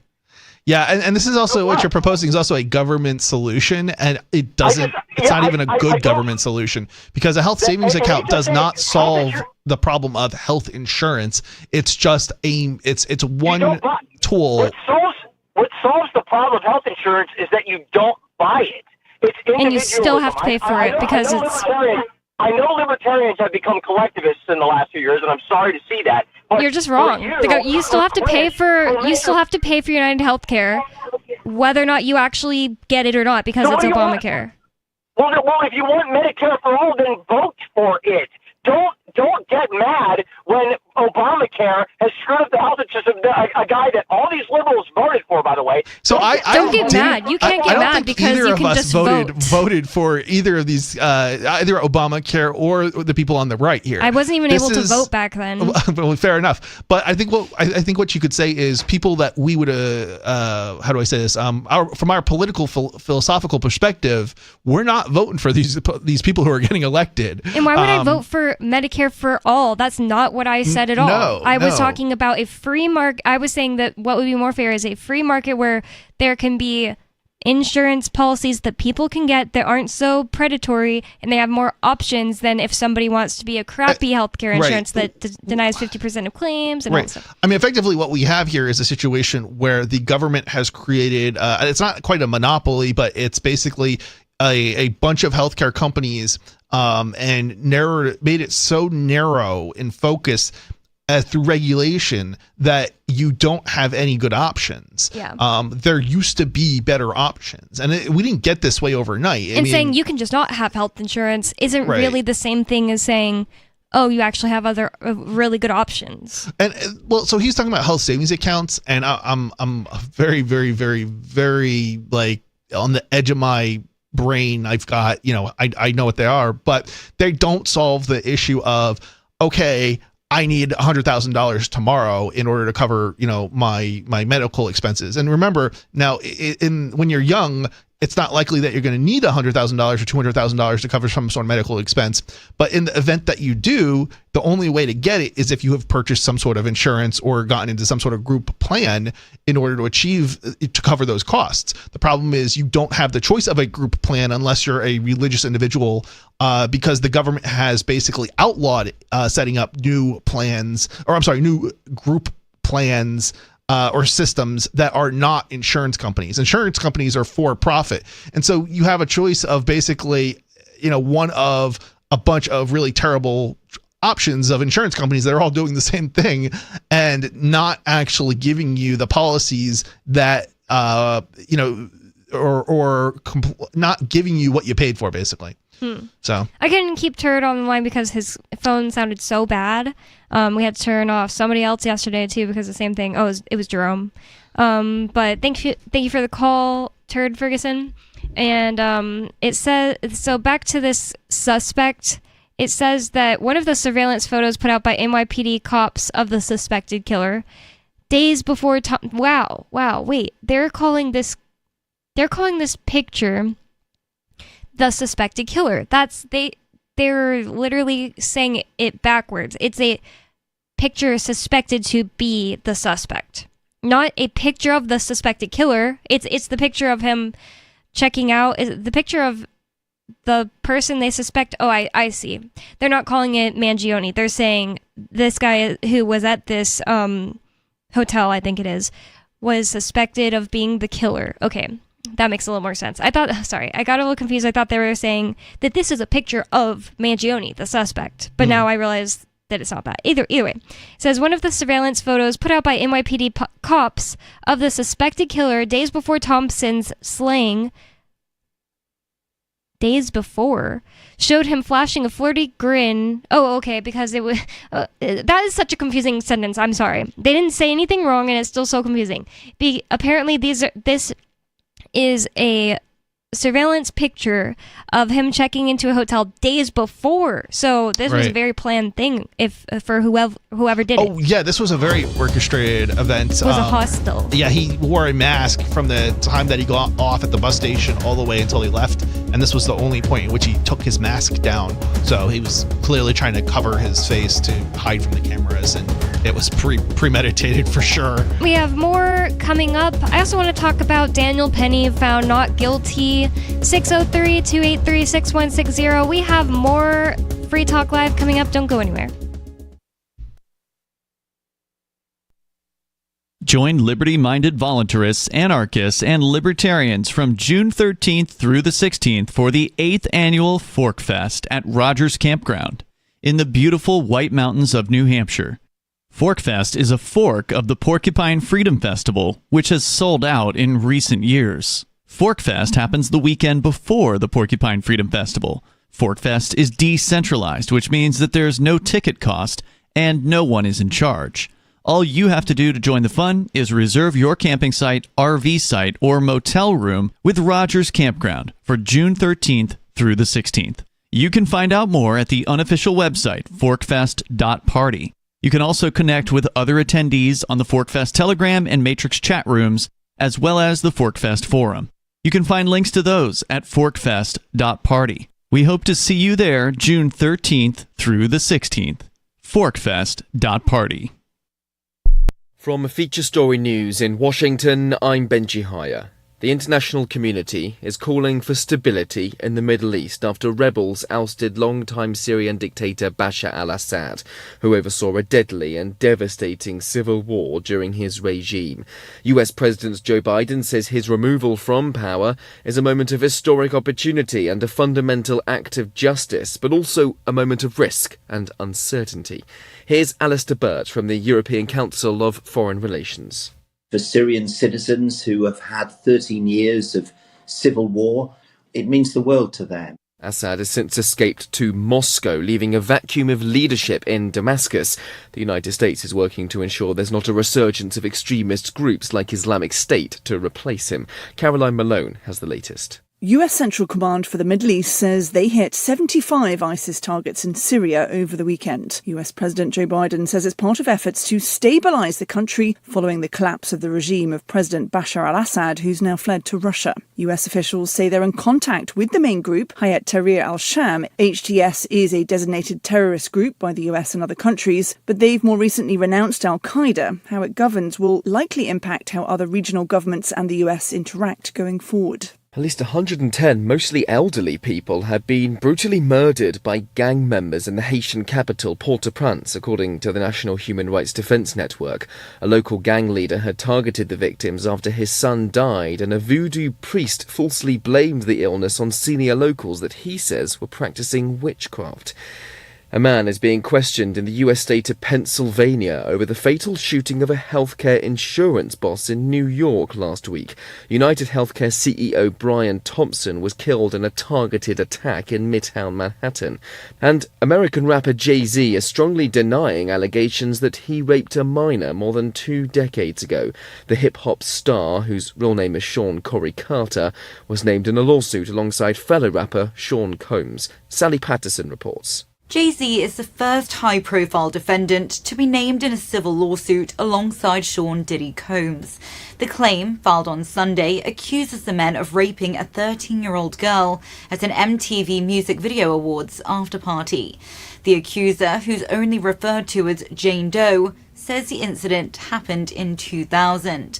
Now, in a statement, Jay-Z called the allegations heinous, malicious, and designed to destroy families. We've also heard a response from Combs as well, who said the lawsuits are made to extract payments from celebrities. He's facing a separate criminal court case, with the trial expected to begin next May. He's pleaded not guilty to the charges. From bureaus worldwide, this is FSA. Got Telegram? You can follow our channel there and discuss show prep with other listeners at telegram.freetalklive.com.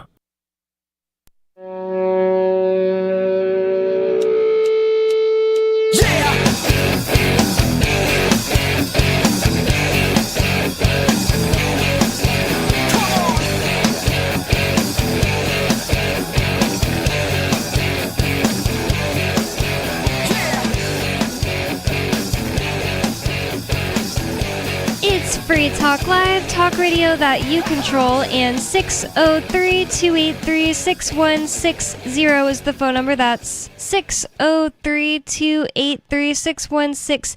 0.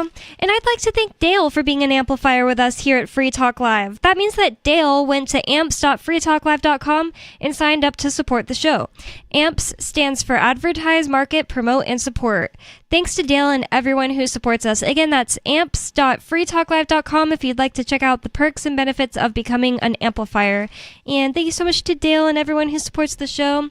Really nice lady. I actually know who that amplifier is. Oh, Dale from Mass? Mm-hmm. Oh, yeah. Thanks, Dale. Thanks, Dale. I didn't know Dale was an amplifier. Yeah, she has been for a long time. I've heard the name on there. I just didn't realize it was. Yeah, it has a special I didn't spelling. connect it because I just assumed it was somebody else. Interesting. Yeah, Dale's a very nice older lady. Testified for Ian. Yeah. Positively, obviously. So one thing we started getting into last night, but not you, Penguin, but me and the other host from yesterday, Sure. Lori and Richie Rich, and we never actually started reading it because we started arguing about the topic. Colleges are ditching DEI, and then other places are also ditching it. So DEI is diversity, equity, inclusion. Oh, that's probably a good thing. And yeah, I agree. It's probably a good thing. And one of those places it's like is reverse colleges. racism. It's so weird. True.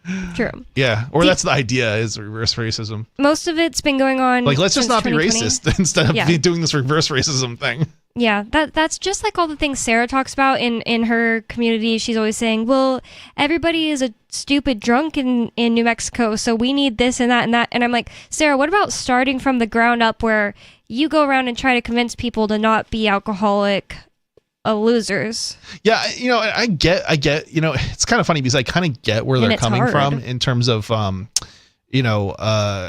who have been marginalized and things historically, having a hard time getting, moving up, right? Like, I get that, right? But I don't necessarily know that giving somebody preference over another person, when the idea is academics, is really the right move. Maybe there's another way to do it where it's not reverse racism, like giving people the finances based on like poverty or something like that, as opposed to race, but to do it based on, you'll effectively have a similar results probably, because now you're saying, okay, well, we're going to help out people who are economically disadvantaged, or but just like get rid of a bunch of regulations, and then people who are disadvantaged have a way easier time getting up by themselves. Well, so you could do both, right? Because some of this is actually not government; it's private, privately being done, right? So you can get rid of the regulations and the government aspect of it, and have the government not fund any of it, if and you choose still do DEI, and still do well. Not that, because that's not good. But still do something to help people get out of poverty, like, fund people who are economically disadvantaged. And what's the largest group of people who are economically disadvantaged? It's been people who have been historically, discriminated against, people who are, black, and probably mostly, especially the black, I want to say black community. Yeah. I don't know what the best way probably to frame it is. Depends on the state and stuff, and sure, I just don't know. If you value that, I want a specific group of people to get better, then you should be totally allowed to do it. I'm not against, even DEI. I know you're saying something else, like basing it off of poverty level, but even DEI voluntarily should totally be allowed to happen. We shouldn't be going to companies and saying, you're not allowed to hire people based on race, And I think you agree with that. Yeah. I'm definitely not saying we should ban people from doing reverse discrimination, nor am I saying we should ban people from discriminating I'm not against, saying you're saying that. people either. I don't think the government should be involved. If you as a private individual want to discriminate against another group, you should be free to do so. I'm going to probably be discouraging it, but I agree. I completely agree. Let's get into what the colleges are doing. It says colleges across the country are shutting down expensive and expansive diversity, equity, and inclusion initiatives, some of which were put in place just a few years ago. A lot of it was 2020. That was when I first started hearing DEI. Why it matters. This is from MSN.com, by the way. While students, faculty, and administrators and experts all acknowledge DEI programs can be flawed, Bans are prompting colleges to close up cultural centers, bans, and rewrite course catalogs, moves that can interfere with student life and threaten free speech. Bans? Wait, what? I'm just not sure what it means by bans. Like, is DEI getting banned? Is this like the government banning DEI? Oh, because Trump apparently has promised to. Oh, promised to ban DEI. Yeah, that there hasn't been a ban yet, so that was really confusing. I mean, so I'm wondering though here is Trump proposing to ban government funding for DEI programs? Is that a thing even? Does the government fund DEI programs, or is this Trump just making, absolutely nonsense statements that he has no ability to impact whatsoever because it's an entirely private thing? Oh, it's saying that he has vowed to use federal money as leverage. This is from the AP. It says Trump wants to end. Oh, so that's kind of problematic because then he's discriminating against universities based on whether or not they have DEI programs. So the universities may be private, but the funds are coming from government sources, from tax dollars. It says that throughout his campaign, the Republicans this is the problem when you use tax dollars to fund stuff, right? Like that it has a string attached. Right. It's always got a string attached, and sometimes it's in your favor, and sometimes it's not in your favor. But what we really should have is government not doing it. Period. Here, and then these issues, don't really exist. So here is what Trump is exactly saying. On his first day in office, Trump has repeatedly said he will cut money to any school pushing critical race theory, transgender insanity, and other inappropriate racial, sexual, or political content on our children in that school. But he didn't say college necessarily. On the campaign trail, Trump said he would not give one penny to schools with vaccine or mask requirements. Oh, that's great. I don't know if that's great. Can we just get rid of the government funding schools? Schools. Like I have no problem with vaccine mandates and masking to the degree that I am not forced to participate, right? Or that somebody who wants to go to college isn't forced to because they're all government funded. I don't have any problem with you sending your kid to a school that mandates vaccines and masking, as long as I don't have to pay for it. Yeah, I was going to say you're going to have to pay for them to go there. If we all just paid for stuff, instead of stealing it from our neighbors, right? Then this wouldn't even be an issue. Trump is being enabled. Trump's policies, his racism and whatever else, all of these policies are literally being enabled by big government, by leftist policies. So the leftists will say, we you need say money. Leftist policies, but the problem is the right is just as much left when it comes to economics. Oh, I think they might be spending both sides do this. Yeah. But what I was saying is the more ironic part is that leftists want money to go to school for woke, things. Yeah. And that's just the term I'm going to use because it's easy. And then they don't understand that when a Republican gets in office, that could be taken away from them because instead of paying for it themselves, they chose to have a gun pointed at their neighbors to pay for it. And obviously, I also agree that Republicans also they just think of things they want the government to spend money on, such as police. Yeah, this reminds me of trying to explain to her. We were at a protest one time, Bonnie. I don't know if you remember this. I do. But we were trying to explain to basically a group of right-wing, people on the right, Republicans, right, pro-cop types. Yeah. How I think it was Social Security or something along these lines was like it was a scam basically, and anyway, basically we should defund it, right? We should get rid of Social Security. But because it benefited them, right? Because the Republicans tend to be an older crowd and, a bunch of other things, they're against it. But at the same time, they're pro, they just have different programs that they pick that they want to fund. Yeah. The left and the right are they're very, very similar. It's just, basically the politicians cater to one or the other, groups, and that's how most people end up voting. And it's like, no, both of these are wrong. They're literally buying votes from you guys. Stop doing it. Stop partaking. Stop voting for the Republican and Republicans and the Democrats. Yeah, I mean, it's you're literally trapping yourself this way. And I understand that. I understand how futile it is to vote libertarian, in 49 of 50 of the 50 states or whatever.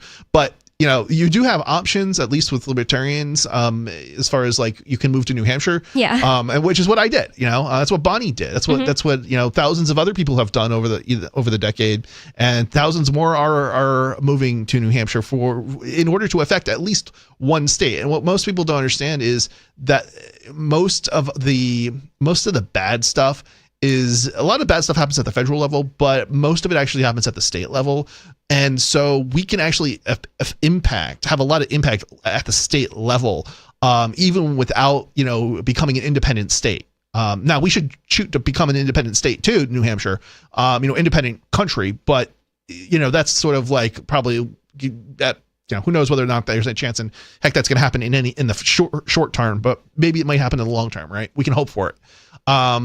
But in the meantime, there's a lot we can change at the state level that will, fix things, because a lot of these things, like schools, for example, schools are state, most people are arrested by the state police. They're imprisoned by the state governments. The federal government spend millions of dollars to go after somebody. The state governments don't, but they imprison a lot fewer people, the federal government. So they do. Yeah. I guess that makes sense. The states have a bunch of prisons and a bunch of state jails and county jails. Most laws that think of it this way, I don't want to say there's a lot of murders, but the state government deals with murder unless it crosses a state boundary. So most murders are going to be prosecuted at the state level, right? So anyway, but that's not really the Even majority most drug of crimes. Stuff, if you're just selling drugs like in a town, right? Most crimes don't have a victim. Like this is the thing that people fail to understand. It's like they kind of fabricate a victim, but most crimes aren't crimes. Well, they shouldn't be anyway. Yeah. Right. And so what we have is a lot of people who have done, they've sold a little bit of weed or, whatever, and they're in jail for absurd amounts of time. And it's like, okay, well, yeah, I understand that like some people go down a bad path if they smoke too much weed, but like most people don't. It's like some people abuse prescription drugs, but most people don't. We're not going after the pharmacies, because some people do something bad or there's some bad outcome with some percentage. And so what we really should be doing is, doing things like decriminalizing weed and decriminalizing drugs in general. And that's the thing that we can have the most impact at the state level. Yeah, we can do it at the federal level, but the federal government isn't imprisoning as many people, doing weed at the federal level as the state governments are. So we're going to have a bigger impact at the state level. So this all to say that we learned tonight by reading these articles that Trump is apparently going to what they're calling ban these things, but really just not give them money from the feds to implement these things called DEI programs. It says that many of them sprung up in 2020 amid Black Lives Matter protests and in a national reckoning on race. They often involve running cultural centers, ensuring... So that's a big point when we were talking to Richie Rich that we didn't get to last night because we just argued about DEI before actually getting into this article. Was he for DEI? Yeah. Why is he? What's his logic on? He being says for that DEI? Well, if people are mostly racist against certain groups and also sexist against women, then they're never going to get a job. And I said, well, they could always apply. And he said, well, they're never going to get hired. And I just said, who cares? Maybe they don't want those jobs. You're assuming that women aren't applying for trash garbage man because they're going to get sexistly denied instead of because women don't want to be garbage men. And then he was saying, well, no, that's not fair. And I'm trying to be fair. I'm trying to steelman the argument. It doesn't even make a whole lot of sense. I mean, most women graduating at the highest levels are women now. It's not even male dominated. Well, maybe because of DEI. I don't know. I don't think it has anything to do with DEI. There's just more women going to college and then going and getting higher level degrees. And his idea was that DEI will encourage these marginalized people to go to college, and therefore they'll have the college degrees and then get hired. I think that's the idea, or at least they'll be more encouraged to go and get the training. It seems like a really bad idea to give one group of people a benefit, a leg up. Yeah, I mean, I'm not against charity trying to help people, but it should probably be more along the economic route of focus than one based on race. Because it ultimately will benefit, all groups, but it just will, because of the historic racism, it will probably more impact in a good way people who were historically discriminated against, right? So and another thing we could have said if we were talking about this last night is that I didn't know exactly what all DEI did, and this says that it doesn't just encourage people that are maybe a certain race or female or something to come to the college, but another thing is it says that they'll run cultural centers. So we really just need a women's cultural center or whatever in the middle of the college, and we all need to pay for that. We need to pay for that, Mr. Penguin. Ensuring diversity in hiring, so hiring in the college, and developing training programs to promote inclusiveness, like these type of things that you get sat down by HR and you have to watch the video and it says, don't ever say these things because they're microaggressions against your coworkers. They could be, stuff like that. Have you ever had to watch a video like that? I fortunately haven't, but I also... Wow. Yeah. Have you? Yeah. Really? Interesting. I had so many HR days where we had to watch stuff about not doing sexual assault and out of not being curiosity, racist. What where did you work, or what type of jobs did you have? So the worst about it was a government job, technically. Okay. It's FMWR, I think is what it is, Federal Morale, Welfare, and Recreation, and I worked at a restaurant on a military base, so therefore it was a very low-level government job, like W something. I got you. And that's the only government job I ever had. I haven't ever had my first job, really. I haven't ever had any government jobs. I mean, I've benefited from government spending money, but I haven't actually worked for a government. Mm-hmm. And I've only worked for one corporate entity in my life, so I don't actually know. Definitely Walmart too. Well, I mean, maybe two technically, but one of them was like a company that was like 70 people, and the other was, it was a retail outlet chain. So, and at the hotel I worked at, yeah, that definitely happened. It was more just, it wasn't so obnoxious with the hotel for some reason, but with the government job, it was so obnoxious and took a whole hour out of the day at least. Maybe the hotel was more reasonable in their we always had to do these training things that were annoying, but the videos were not as obnoxious and just laughable, oh yeah, we need to be told not to go up and say, hey, nice boobies to our coworkers. Yeah, I don't know, just stupid crap like that. Everybody knew it was a waste of time. Do you know where this is coming from? I just think it's like women want to be in the workforce, and then they're like, wait a second, I work as a trash man, and now all the men around here smoke cigarettes and say stuff that insult me. I think what it is you're too young to remember this. Or you won't even, but you never even encountered it probably. But if you go back to the 80s, right? It was common in the workplaces for men to slap, their women's, behinds and do other makes other sexual remarks and things of this nature. Yeah, but I don't think that these videos are why that changed. Do you see what I'm saying? I'm not saying that. There's been a cultural shift, but this was something that was real. It just hasn't been for at least probably 30-ish years. And as a result, we're watching propaganda videos. I don't know if those videos were made 30 years ago, but the point is that they're just reproductions of what was made in the past. So you have stuff that is just so absurd that nobody would think that's okay. Yeah. You know what I mean? Yeah, nobody today would think that's okay. So therefore, we don't need to keep being trained on not to do something that everyone knows is not okay. But I do see where you're coming from, that it was probably made at least a very long time ago. Have you ever been around older people in their 70s, 80s? Yeah. Because they actually still do some of this stuff. Well, I mean, my own grandpa's not going to do something like that to me. Well, then again, my own grandpa does say stuff like, oh yeah, I had this girlfriend, she had big boobs or something like that, because he'll be a little lost. Or what's the word, out of it? I don't think he has dementia, but I'm just saying. Well, so no, because then again, it was comes down fine to back then, I guess. It comes down to what was culturally acceptable at the time, and they've been kind of out of the workplace, and they've been out of they've been around people they're around. They're also been most of the time these people, when they do interact with others, they're also interacting with older people of the same cultural and time periods, and when things were different. So if you're a young person talking to an old person, you'll hear things that are like, oh, wow, I can't believe you said that. Yeah, my grandpa that died this year, he would say stuff like, can you believe what black people name their kids, and like give examples, and like that was so funny to him. Oh, well, yeah, but it's even worse than that. Like, especially if you go back, if you go back like 10 years or 20 years, you would have older people using the N-word, for example, in conversations.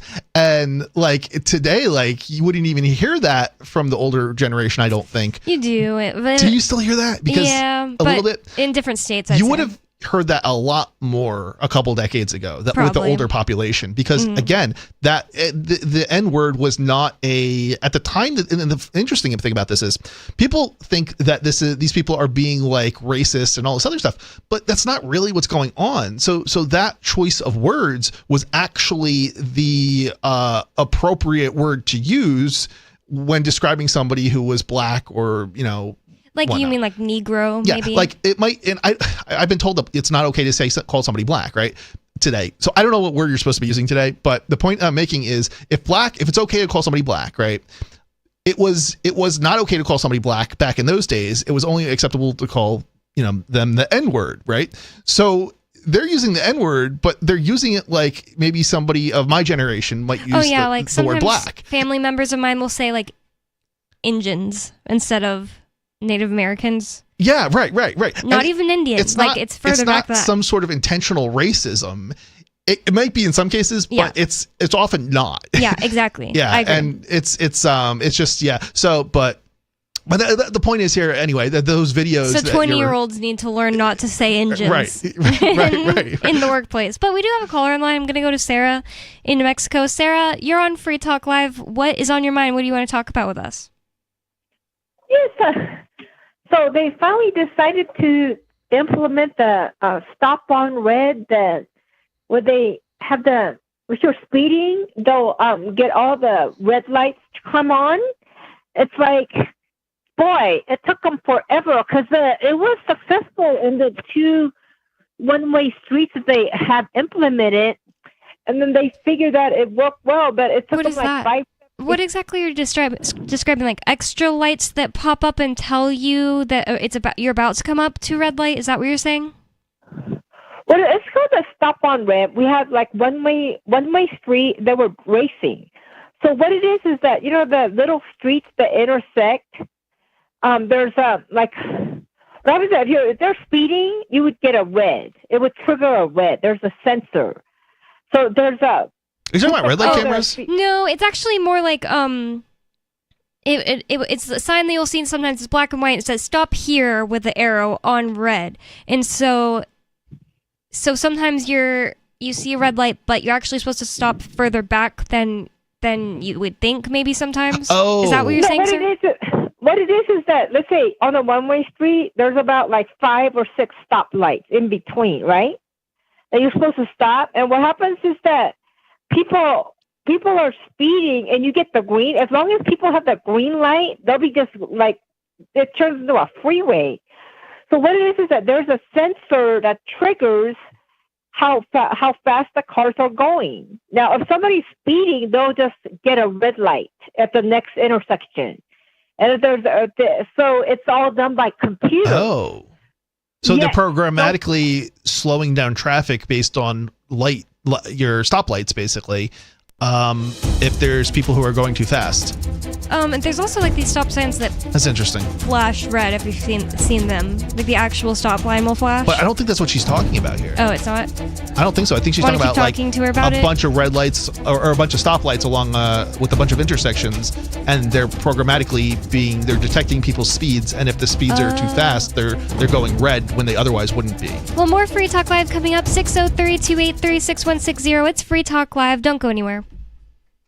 We have some good news. The indictments against Ross Ulbricht in the District of Maryland were dismissed with prejudice, meaning they can never be refiled. This is especially good because those indictments contain the only charge ever made that Ross engaged in murder for hire. This was a serious allegation that Ross Ulbricht denies. It was never prosecuted or ruled on by a jury, but was trumpeted by the federal government and the media as if it were proven fact. The Maryland court held these indictments for almost 5 years, poisoning Ross's case and leaving him under a cloud of unproven allegations. convictions. As explained in Ross's appeal to the Supreme Court, the fact that the judge used these allegations to give Ross a draconian sentence of double life without parole violated his Sixth Amendment right to a jury trial. Judges are required to issue sentences based on convictions decided by a jury, not unproven allegations never even charged at trial. Although this is a positive development, the dropped indictment will not set Ross free. Now, a presidential pardon is Ross's only hope of freedom. Sign the petition at freeross.org. freeross.org. There are basically two types of advertising: direct response and branding. Radio's great for direct response with its low cost to listener ratio, but audio can't be beat for branding, which is a longer term endeavor. You want to be the first thing that someone thinks of when they think about your product or service. If you have a local business that you want kept top of mind in your community, call the station. If you need national reach, Free Talk Live's got around 200 radio stations, millions of monthly listening sessions, can suit all budgets, and if we don't think we're right for you, we'll tell you. Email me, mark@freetalklive.com.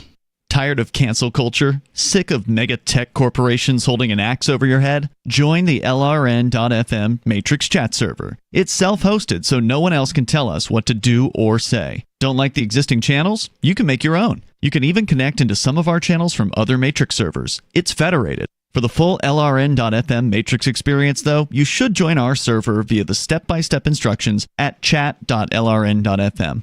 chat.lrn.fm. You're listening to the live edition of Free Talk Live. Hour number 3 is next after the news here on the Liberty Radio Network at LRN.FM. From Feature Story News in Washington, I'm Benji Haya. The international community is calling for stability in the Middle East after rebels ousted longtime Syrian dictator Bashar al-Assad, who oversaw a deadly and devastating civil war during his regime. US President Joe Biden says his removal from power is a moment of historic opportunity and a fundamental act of justice, but also a moment of risk and uncertainty. Here's Alistair Burt from the European Council of Foreign Relations. For Syrian citizens who have had 13 years of civil war, it means the world to them. Assad has since escaped to Moscow, leaving a vacuum of leadership in Damascus. The United States is working to ensure there's not a resurgence of extremist groups like Islamic State to replace him. Caroline Malone has the latest. US Central Command for the Middle East says they hit 75 ISIS targets in Syria over the weekend. US President Joe Biden says it's part of efforts to stabilize the country following the collapse of the regime of President Bashar al-Assad, who's now fled to Russia. US officials say they're in contact with the main group, Hayat Tahrir al-Sham. HTS is a designated terrorist group by the US and other countries, but they've more recently renounced al-Qaeda. How it governs will likely impact how other regional governments and the US interact going forward. At least 110 mostly elderly people have been brutally murdered by gang members in the Haitian capital, Port-au-Prince, according to the National Human Rights Defense Network. A local gang leader had targeted the victims after his son died, and a voodoo priest falsely blamed the illness on senior locals that he says were practicing witchcraft. A man is being questioned in the US state of Pennsylvania over the fatal shooting of a healthcare insurance boss in New York last week. United Healthcare CEO Brian Thompson was killed in a targeted attack in Midtown Manhattan. And American rapper Jay-Z is strongly denying allegations that he raped a minor more than 2 decades ago. The hip-hop star, whose real name is Sean Corey Carter, was named in a lawsuit alongside fellow rapper Sean Combs. Sally Patterson reports. Jay-Z is the first high-profile defendant to be named in a civil lawsuit alongside Sean Diddy Combs. The claim, filed on Sunday, accuses the men of raping a 13-year-old girl at an MTV Music Video Awards after-party. The accuser, who's only referred to as Jane Doe, says the incident happened in 2000. Now, in a statement, Jay-Z called the allegations heinous, malicious, and designed to destroy families. We've also heard a response from Combs as well, who said the lawsuits are made to extract payments from celebrities. He's facing a separate criminal court case With the trial expected to begin next May, he has pleaded not guilty to the charges. From bureaus worldwide, this is FSN. With FSN Spotlight, I'm Simon Marks, with more on the weekend's extraordinary events in Syria and the sweeping from power of dictator Bashar al-Assad. US President-elect Donald Trump said over the weekend that he does not believe the United States should be playing any role, arguing on social media that this is not our fight. But in fact, the US is already deeply engaged in Syrian affairs. There are 900 troops in the northeast of the country supporting Kurdish fighters there, and American sanctions on Syria's oil and gas sectors are so comprehensive that to all intents and purposes it has a stranglehold over the country's economy. Joshua Landis heads the Center for Middle East Studies at the University of Oklahoma. There are heavy American sanctions on this. America owns all the oil and gas, so that's not coming to the Syrian government. And so Assad has not been able to rebuild. We'll have to see what the new one brings and whether America will lift those sanctions, return oil and gas to the Damascus, or keep it for the Kurds. These are going to be big questions. They're going to look to the international community to lift those sanctions. He spoke to Canada's CBC. Many observers believe that after Bashar al-Assad and members of his minority Alawite sect in Syria, the Kurds may be the biggest losers from this weekend's events, with Turkey watching closely and hoping to neutralise Kurdish hopes for autonomy. With FSN Spotlight, I'm Simon Marks. Quick reminder of our top stories. The United States is calling for stability in the Middle East after rebels ousted longtime Syrian dictator Bashar al-Assad, who oversaw a deadly and devastating civil war during his regime. At least 110 mostly elderly people have been murdered by gang members in the Haitian capital Port-au-Prince, and American rapper Jay-Z is strongly denying allegations that he raped a minor. That's the latest feature story news. I'm Benji Haya in Washington. Inclement weather prevents a liar from getting to work, and a lunchbox is mostly medication. Sources across the nation impatiently reported today that the 24-hour news cycle seemed to be taking forever, telling reporters that the continuous coverage from MSNBC, CNN, and other news sources was simply not continuous enough. Frustrated Americans demanded more panel coverage, around-the-clock bulletins, and breaking reactions from Twitter. It's like, sure, I have 5 channels of unending news updates constantly flooding my screen, but each one of those only has one slow-moving news ticker. Why not 3 or 4 running at triple speed? Honestly, these networks need to understand that I can't just wait around all day for minute-by-minute coverage. And in this week's science news, a new report finds that lake ice grows safer to venture out on with each beer consumed. In other news, the beauty industry announces a new initiative to make women self-conscious about their palms. A beautiful cinnamon bun is too good for this world, too pure. And a picky eater is 38. This is the Onion News Network. Our Matrix server is about as free as internet chat can be. Join the existing rooms or create your own at chat.freetalklive.com.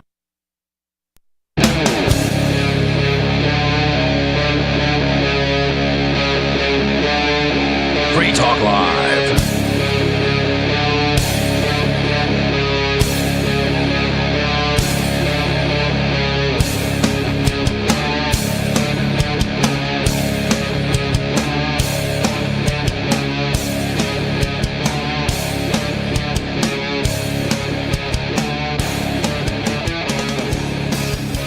It's Free Talk Live, talk radio that you control, and 603-283-6160 is the phone number. That's 603-283-6160. We have some callers on the line.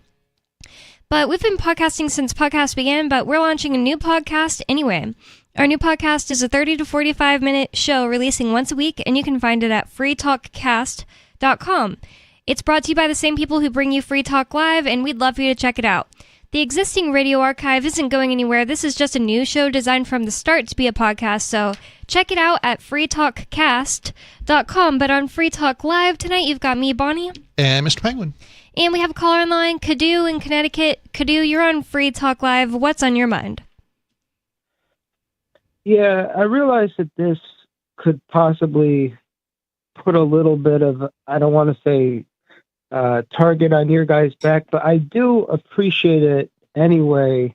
The fact that basically any media event lately that's capturing the public's attention Bonnie, you've been just like throwing that little thing, that like a little tagline at the end, like could it, possible psyop? And they did it again with this, like possible psyop, and it's not even that you're saying it is; it's just realizing that in this, I kind of hate that phrase, but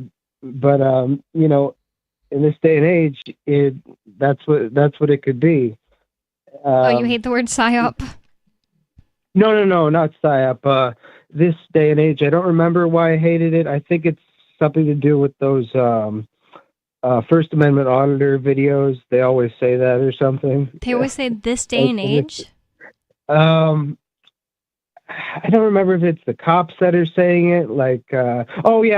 It's the cops saying like, in this day and age, Yeah, it's the cops saying that. Yeah. Why did they say careful out there? They're justifying their violence against people by saying it. So we have to arrest you, or we have to investigate, because if we don't investigate, then you could be somebody bad. And it's like, but more than likely that's not the case. So why would you harass innocent people? I mean, that's got a harm to it in of itself. Because they're it's basically the implication that these times represent something that are. It justifies violence by the state than any other time.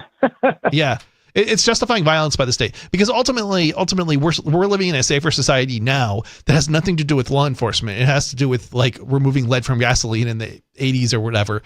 And it's like, and so we had less violence, not government violence. We've had more government violence, but we've had less violence from average Joes than we have in the past. And yet they're saying in these times as if we have more violence now, when that's actually not the case. Yeah, it's and tons of stuff that comes out as a violent incident, such as this guy getting shot, you can't even trust that it wasn't set up by the government. That's why I'm saying possible psyop.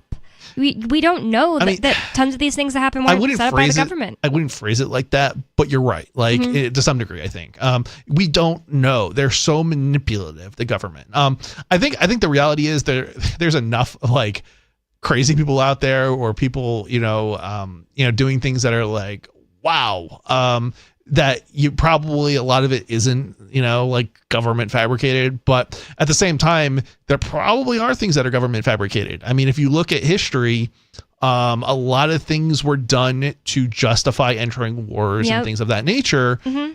And certainly there's a lot of stuff that goes on when it comes justify to killing Martin Luther King Jr. When it comes to like manipulation in terms of like prosecutions and arrests and things like that. Hardcore. Well, I liked your unintentional or intentional, either way, strategy of, you don't have to dwell on it. People can go, on the internet, type some things in. Do you just say, psyop, not psyop, and throw it out there like that? Then you don't have to get into, hot water or whatever. But you just. But I will say that the Sandy Hook shooting was fake. You think so? I always appreciate when you do that. If that's something that's illegal to say basically now, and Alex Jones going to get his thing taken away from him, I see where you're going with this. Yeah, right. It's a crime to say what you think. Yeah. It's not. It doesn't necessarily. Yeah, that's the thing. It's like we're stating opinions. We're not stating facts. It's like.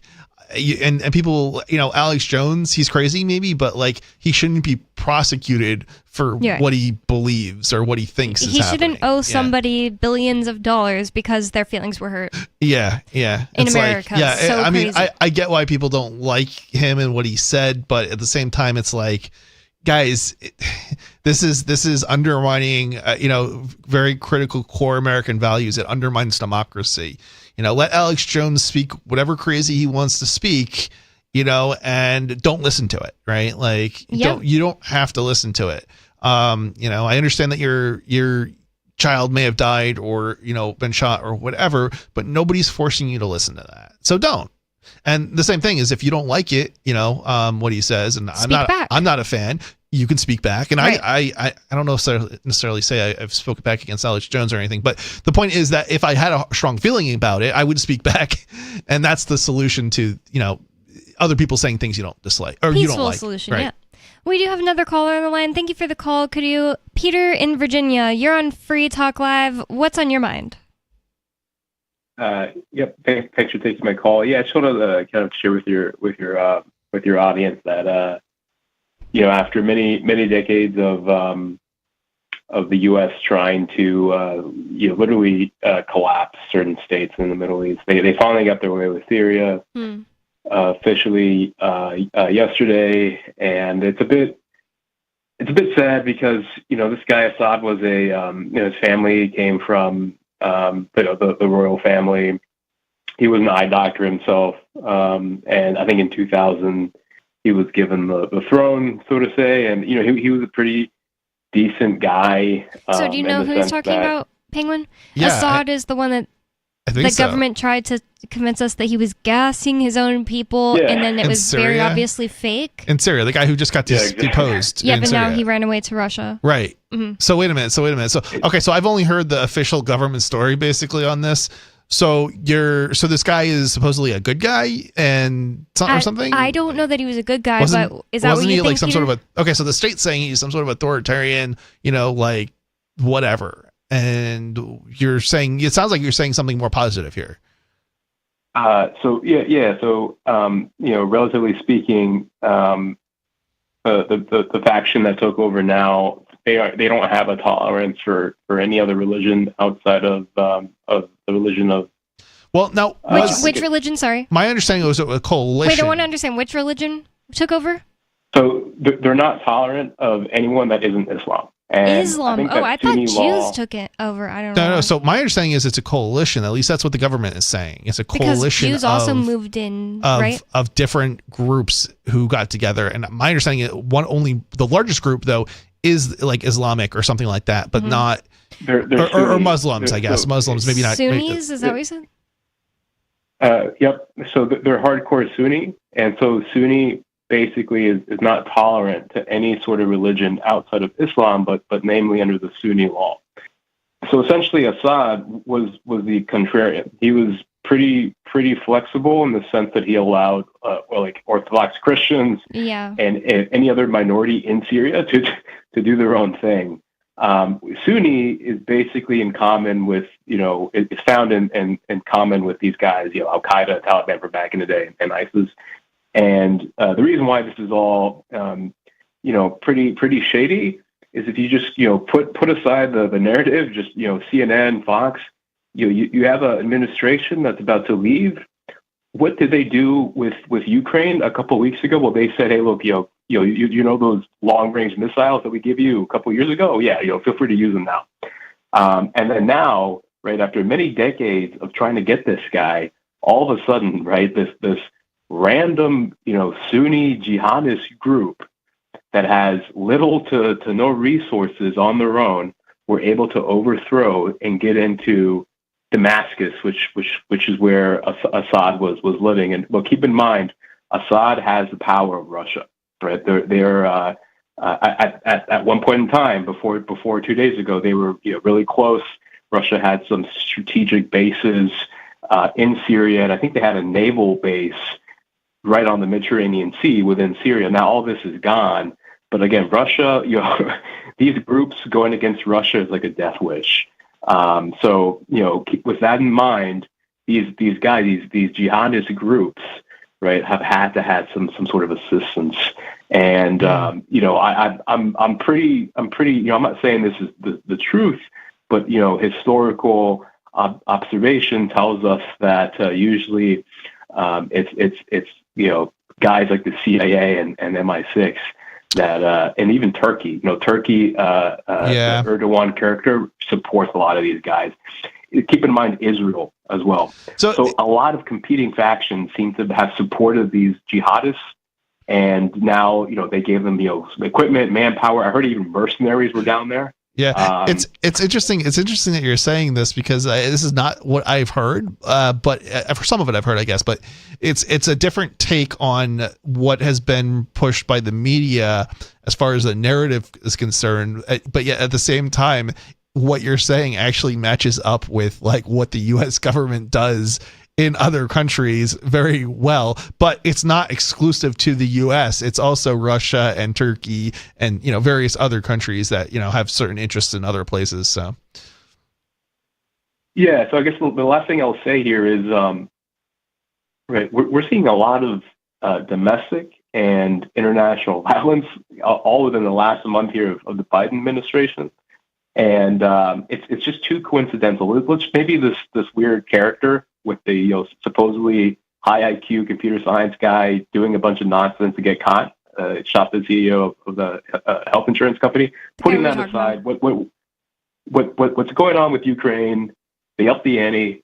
What's going on seems to be going on in Israel. I think at one point there was talk about a peace treaty that seems to be gone, and now this literally they if you search on Google, you'll see what they did like a Bush when they, if you remember 20 years ago, they brought down the statue of I forget this guy's name. I think he was the leader of Afghanistan at the time. His name is escaping me, but they literally brought down the statue of Assad. So I think it's even a video. They have it on YouTube or stuff like that. But here's the thing, my confidence is, Trump comes in, right? And look who Trump has surrounded himself with in terms of geopolitics. There is no Mike Pompeo anymore. There is no John Bolton anymore. We have Tulsi Gabbard being involved in national intelligence or geopolitics. And so my hope is that the world is looking at this and they're rationalizing and the way that I'm thinking about this is just a last minute effort for the deep state, to give the middle finger to the world, because they know that Trump supposedly is coming in and he's going to cut the fat. And hopefully that happens this time, because it didn't happen in 1.0. Yeah. The people he has with him, to me, as a Rothbardian, Misesian, someone that believes in international commerce over conflict, it is promising relative to the guys we've been accustomed to. And my hope is that Trump, comes in. He loves to joke around. He loves to troll. I hope he has that charm when he does his diplomacy, because that's what we need right now. This is enough. We brought down Assad. Thank God Assad got out, and we didn't see what happened in 2012 that was done under Obama and Hillary Clinton as Secretary of State, where they took out Gaddafi in Libya. Same fashion. But they took Gaddafi out in person, and there's a video out there with this, these so-called rebels at the time stabbing this guy in the eye and then, killing him. And look what's happened 10 plus years later. You have a lot of competing factions. Didn't 20 Americans die during the Gaddafi one? Exactly. And you have slavery virtually reintroduced in that area. But no one talks about it. It happened, and the media doesn't even put a camera or a reporter down there. That's how dangerous it is. And my hope is that it doesn't happen here in Syria. We have to always remember that there are relative benefits and costs to any action that we do. And my thinking is that the relative benefit of having Assad, even though his family was a family of dictators, they were somewhat benevolent over these guys. These guys are crazy Sunni jihadists. Their ideology is too extreme that they can't even tolerate a random Christian. Persia used to be, like medium level Islam, and now it's Iran because they got taken over by serious Islam. People who are Islamic but really serious about it and don't, like you're saying, don't tolerate anyone else. Exactly. So that's all I have to say, guys. Appreciate it. And my hope is, Trump sticks to his word, because look, he didn't do it in 1.0. He's almost 80 now, right? He's virtually almost done with his life. Hopefully he pulls the middle finger on the deep state and tries to do a melee of some sort, even though it's really difficult here in the U.S. I won't be holding my breath. He's a politician, but I can definitely hope for the same or something like of that nature. Yeah, I also hope that. Thank you so much for the call, by the way, Peter from Virginia. I hope that Trump does what he did say he would do, which is actually end the war in Ukraine. At least some of it before he gets to the seat. He said he's going to end it before he takes office. Some of what Trump has said, I can agree with, but a lot of it is also like, this is not going to help. It might be neutral. Like, okay, this is not going to make things better. It might not make things worse, but it's like... I definitely wanted to just let that guy talk about what he had to say about Assad because I don't know much about what's going on there, and I had heard all this news, but I didn't bring it in to talk about it on the show because I'm not very familiar. I'm not super familiar either, other than like what like DW and like some other outlets have said, like NBC and DW, and like they're slanted and they're, you know, often slanted. And it's funny because like you can have different groups slanted like in the same way, like in opposition of each other in a lot of cases, and it's like you can listen to both of what they're saying, and it's very similar, and it's like, okay, and then you have the other sides, right, and then you hear this guy calling in, and it's like he actually sounded fairly reasonable, and like his story, which I don't know if it's the case, but it was slanted in a different direction, and it's like, oh yeah, that actually makes a lot of sense, like if you look at history and like what the governments do. But I forgot to bring it up. Just the other day, it's so weird. I guess some stuff was rumbling in Syria, but it hadn't happened yet. They posted a picture. Somebody posted a picture on Twitter and said there was this one time when the government of Syria or some other government hacked into the emails of Assad, and all they found were love letters to his wife. And I'm a troll, so I purposely commented, he seems like a nice guy. I didn't know much about him.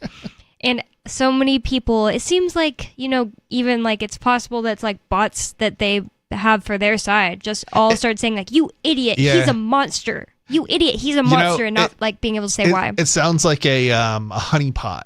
Do you know what a honeypot is? Yeah. It's like an account setup that is created to like give people the idea they broke into something, but they weren't actually successful. Yeah, sort of a trap, basically. So like, and then they break in. It's they all didn't actually get anything useful, but they thought they got access to his like account. Oh, interesting. And very interesting. So we have another caller on the line, Chuck in Washington. Chuck, you're on Free Talk Live. What's on your mind? Yeah, you know, I really get a kick out of these people that think that Donald Trump's actually going to do anything this time around. You know, one more chance there, Donald. One more chance. To be fair, he said he isn't like holding his breath. That's what the last. No, I think I said that. But the last caller did too. He was saying like he hopes, but even though it's hard, he said something like that. He's like, did he? He said it's hard to do something like that in America, but he can only hope. Okay, fair enough. Like that. I would say that I would wager that Donald Trump can't even find Syria on a map. He's the one that told everybody that he defeated ISIS, and you know, I don't understand this. ISIS isn't on a map. Yeah, you know, I want to say though, I don't want to say it in sort of in defense of Trump, but you're putting me on defense of Trump when you say stuff. I want to bring up some points though that I think are you know, things that are worthy of pointing out with Trump. So a lot of what Trump has said is actually stuff that he actually has the power to do. A lot of times when, you know, politicians speak, they're actually talking about stuff they don't have any power to do, right? And sure, like a lot of the things are like executive orders, but like you can't, not everything you can do. You can't just sign an executive order for anything. It has to involve certain things that the president has the power to actually, you know, order. And it's those types of things are things like trade deals and, you know, but this is exactly the sorts of things that Trump is actually like saying he's going to do. And in this case, he actually does have the power to do it.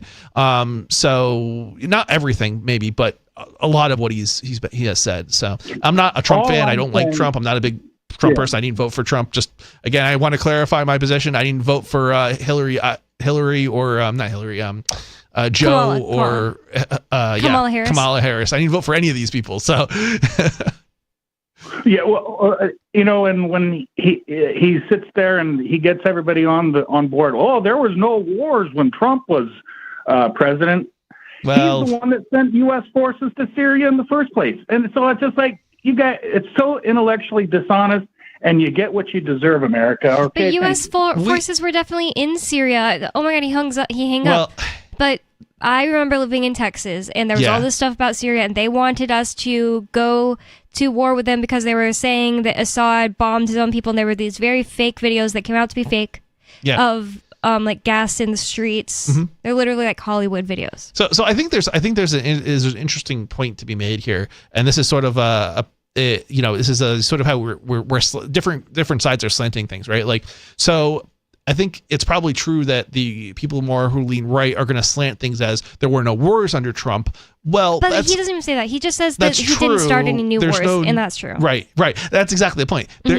Trump may not have started any major new wars. But sure, but lots it's certainly of people died not under him. Lots of bombs were sent. It's exactly it. It's certainly not the case that Trump didn't have his hand in wars overseas. Right. Because the United States is one of the biggest warmongering, governments in the world. We have our hands, or at least I shouldn't say we. It's the government has its hands in everything. Mr. Penguin everywhere. has his hands in war. No, I'm just kidding. No. I definitely do not. I did not vote for these people. I did not, sponsor these people. I did not, voluntarily surrender cash for them to go to war. They're doing things outside of my control and ability and influence, unfortunately. Right. Like Syria is not something I interested in at all. I would rather them just do whatever they want to do. And if they were able to defend themselves against the Islamic people that came in from whatever country, I'm not sure. Look, I'll certainly advocate for freedom, everywhere, but I'm not going to, spend money or go in or advocate other people go into Syria. And besides, if people go into Syria, like the CIA and other American forces go into Syria, they're probably on the wrong side. You can almost always bet on that. Yeah, and besides, they're on America's. If they get involved at all, somebody's side that's not ours, even the people anyway. There's going to be some kind of blowback no matter what side they choose anyway. Yeah. 603-283-6160. It's Free Talk Live. More coming up. Don't go anywhere. Energy got expensive. I'm Holland Cook with Inflation Hacks. There are things you can do right there at home to cut energy cost. Are you running a load of wash? Unless you're attacking serious stains, the cold water mode is okay for most of what you're washing. And wait until you have a full load to save electricity and water. Ditto for the dishwasher, which will also save on detergent, which is pricey now. And stocking up on groceries doesn't just take advantage of bargains you find. Your freezer works more efficiently when it's full, because all the stuff in there is frozen, so you'll use less electricity. As for the fridge, set it between 28 and 42 degrees Fahrenheit, and the freezer between 0 and 5. How are you coping? Post your inflation hacks at andyoucanquoteme.com. From Feature Story News in Washington, I'm Benji Haya. The international community is calling for stability in the Middle East after rebels ousted longtime Syrian dictator Bashar al-Assad, who oversaw a deadly and devastating civil war during his regime. US President Joe Biden says his removal from power is a moment of historic opportunity and a fundamental act of justice, but also a moment of risk and uncertainty. Here's Alistair Burt from the European Council of Foreign Relations. For Syrian citizens who have had 13 years of civil war, it means the world to them. Assad has since escaped to Moscow, leaving a vacuum of leadership in Damascus. The United States is working to ensure there's not a resurgence of extremist groups like Islamic State to replace him. Caroline Malone has the latest. US Central Command for the Middle East says they hit 75 ISIS targets in Syria over the weekend. US President Joe Biden says it's part of efforts to stabilize the country following the collapse of the regime of President Bashar al-Assad, who's now fled to Russia. US officials say they're in contact with the main group, Hayat Tahrir al-Sham. HTS is a designated terrorist group by the US and other countries, but they've more recently renounced al-Qaeda. How it governs will likely impact how other regional governments and the US interact going forward. At least 110 mostly elderly people have been brutally murdered by gang members in the Haitian capital Port-au-Prince, according to the National Human Rights Defense Network. A local gang leader had targeted the victims after his son died, and a voodoo priest falsely blamed the illness on senior locals that he says were practicing witchcraft. A man is being questioned in the US state of Pennsylvania over the fatal shooting of a healthcare insurance boss in New York last week. United Healthcare CEO Brian Thompson was killed in a targeted attack in Midtown Manhattan. And American rapper Jay-Z is strongly denying allegations that he raped a minor more than 2 decades ago. The hip-hop star, whose real name is Sean Corey Carter, was named in a lawsuit alongside fellow rapper Sean Combs. Sally Patterson reports. Jay-Z is the first high-profile defendant to be named in a civil lawsuit alongside Sean Diddy Combs. The claim, filed on Sunday, accuses the men of raping a 13-year-old girl at an MTV Music Video Awards after-party. The accuser, who's only referred to as Jane Doe, says the incident happened in 2000. Now, in a statement, Jay-Z called the allegations heinous, malicious, and designed to destroy families. We've also heard a response from Combs as well, who said the lawsuits are made to extract payments from celebrities. He's facing a separate criminal court case, with the trial expected to begin next May. He's pleaded not guilty to the charges. From bureaus worldwide, this is FSA. You can stick it to the man and big tech. Join our FTL social mastodon at social.freetalklive.com.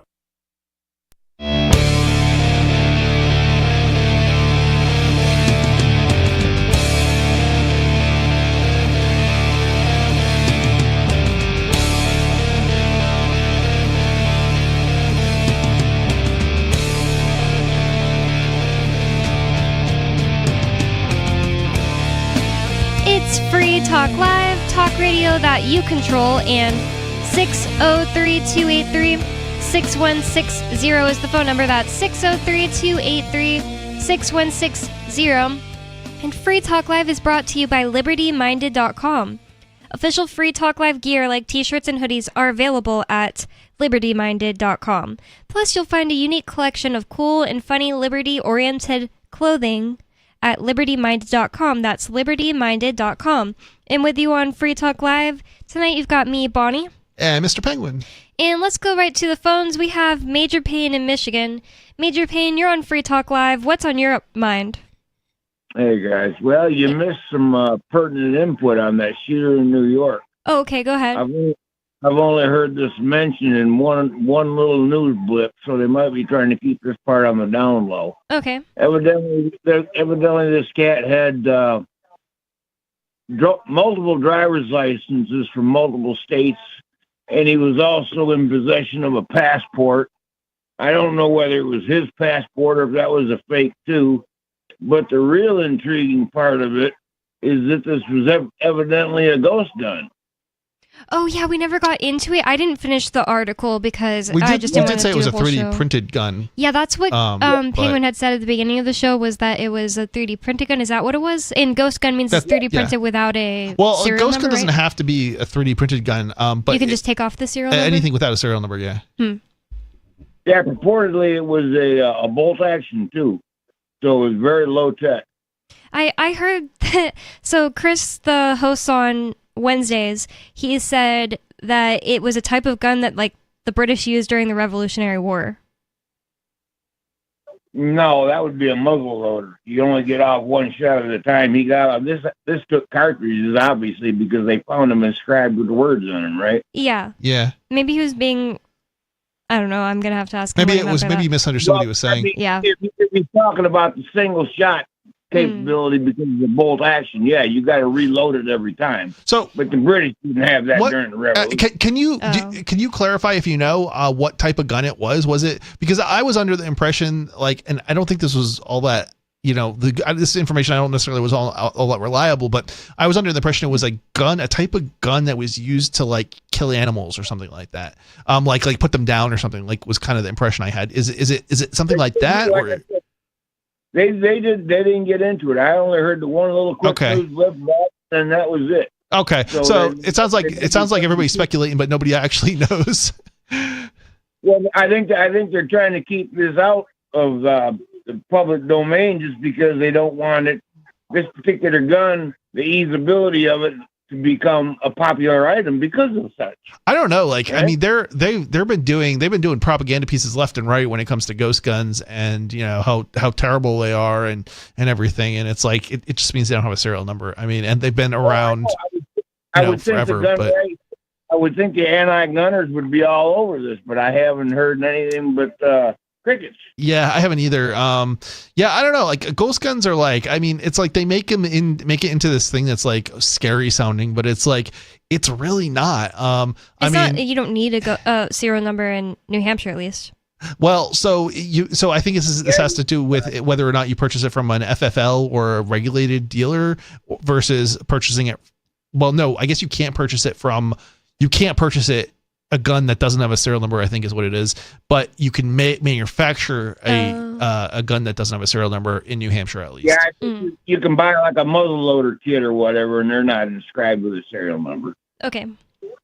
So people probably have ghost guns. It's not a a sentence every time somebody has Lots one. of people we know have ghost guns. Yeah. It's not like it's like they act as if like only bad people have ghost guns. Yeah, only bad people have cash in their house. Right. It's like, no, I spend cash every day. I hate using the banks. So that means I don't use credit cards or debit card, or I try to avoid them. Right. Mhm. And that doesn't mean I'm a bad person. It doesn't mean I'm going out there and scamming little old ladies or, doing anything terrible. If anything, it's just a matter of, I think privacy is important, and I think people surrender it too easily. And I'm going to do the little like bit of, Skeeter is saying we need cameras everywhere. Right. Like, it's like, no, it's none of your business. It's nobody's business what any individual person is doing at any given time. It's not that like you shouldn't, as a law enforcement agency, shouldn't investigate crime. I'm not saying that, but there are ways to investigate crime. And yeah, sometimes those are useful tools to solving crimes. But the problem is that the rest of us are harmed in the process, and that shouldn't be happening. They can investigate using other tools that that are also going to lead to convictions potentially that aren't going to be as invasive to the rest of us. Yeah, we have the most people in cages on the whole planet in the United States. Well, the government does. Right, and another problem with it too is it's not that we have people who are violent criminals in cages. It's that we have mostly people who have not committed a violent crime against any other party in cages. Right. I think that's the biggest problem. We would just have more if there were cameras on because the thing is, they have made things that are not crimes into quote unquote crimes. They wrote them down as crimes. Things that are not necessarily immoral, or things that maybe are immoral, but they shouldn't be crimes because there's no victim of violence. Right. Yeah. There's been lots of speculation on whether this was actually a professional hit or whether this was just a pissed off recipient of said insurance. And I think this is pointing at the latter of the two, just because this is obviously a low budget gun. And I also heard another news blip that said it was a homemade silencer. Oh, so interesting. This guy, he I don't know. I think you're making a good point here, or bringing up a good angle, or not angle. I don't know how to phrase it, but anyway, this certainly did come off to me as being well thought out. And I wouldn't use. I mean, it was obviously premeditated, but that's not the word I would use. Well thought out in that this guy didn't just go out and do this, kind of randomly. He thought out how to do it, how not to get caught. And not just like, turning off his cell phone. He went all the way to covering his face, all the way into the city, and pretty much all the way through the city. Actually keeping your face covered 100% of the time is really challenging. But he almost accomplished that. And the one part where he failed, it's really hard to talk to somebody like check into a hotel or go into a bank and not uncover your face if you're wearing a mask, because you get into this it's sort of like you have like anxiety when you're doing something and you don't want to get caught, and so you're kind of you feel like you have to reveal yourself, because otherwise they're gonna suspect you of doing something bad. And this is where I think he failed, and he needed to keep his mask on, even though he was freaking out, and he didn't. But it would be interesting, because I think if he had kept his mask on, it probably would have been a way harder for them to have identified or be trying to identify him at this point. Because all the other things he seems like he did right in terms of not getting caught, in terms of 3D printed guns and checking in with fake IDs, and all like everything was almost a professional level here. It probably failed a little bit. He failed a little bit at getting to a professional level, but like if he had gotten just a little bit further, gotten a little bit better at this before he did it, I bet you he could do this on a regular basis and get away with it as a professional, serial killer, or not a serial killer, but a professional hitman. I don't know if these guns even have rifling in the barrel, so without that, there goes a good portion of your case if you're a prosecutor. The footage is way too grainy for him to get any good facial recognition evidence off of. So I'm wondering what he did with the gun. Like, I mean, so thinking of this, like, if you think about, like, what do you do in a situation like this?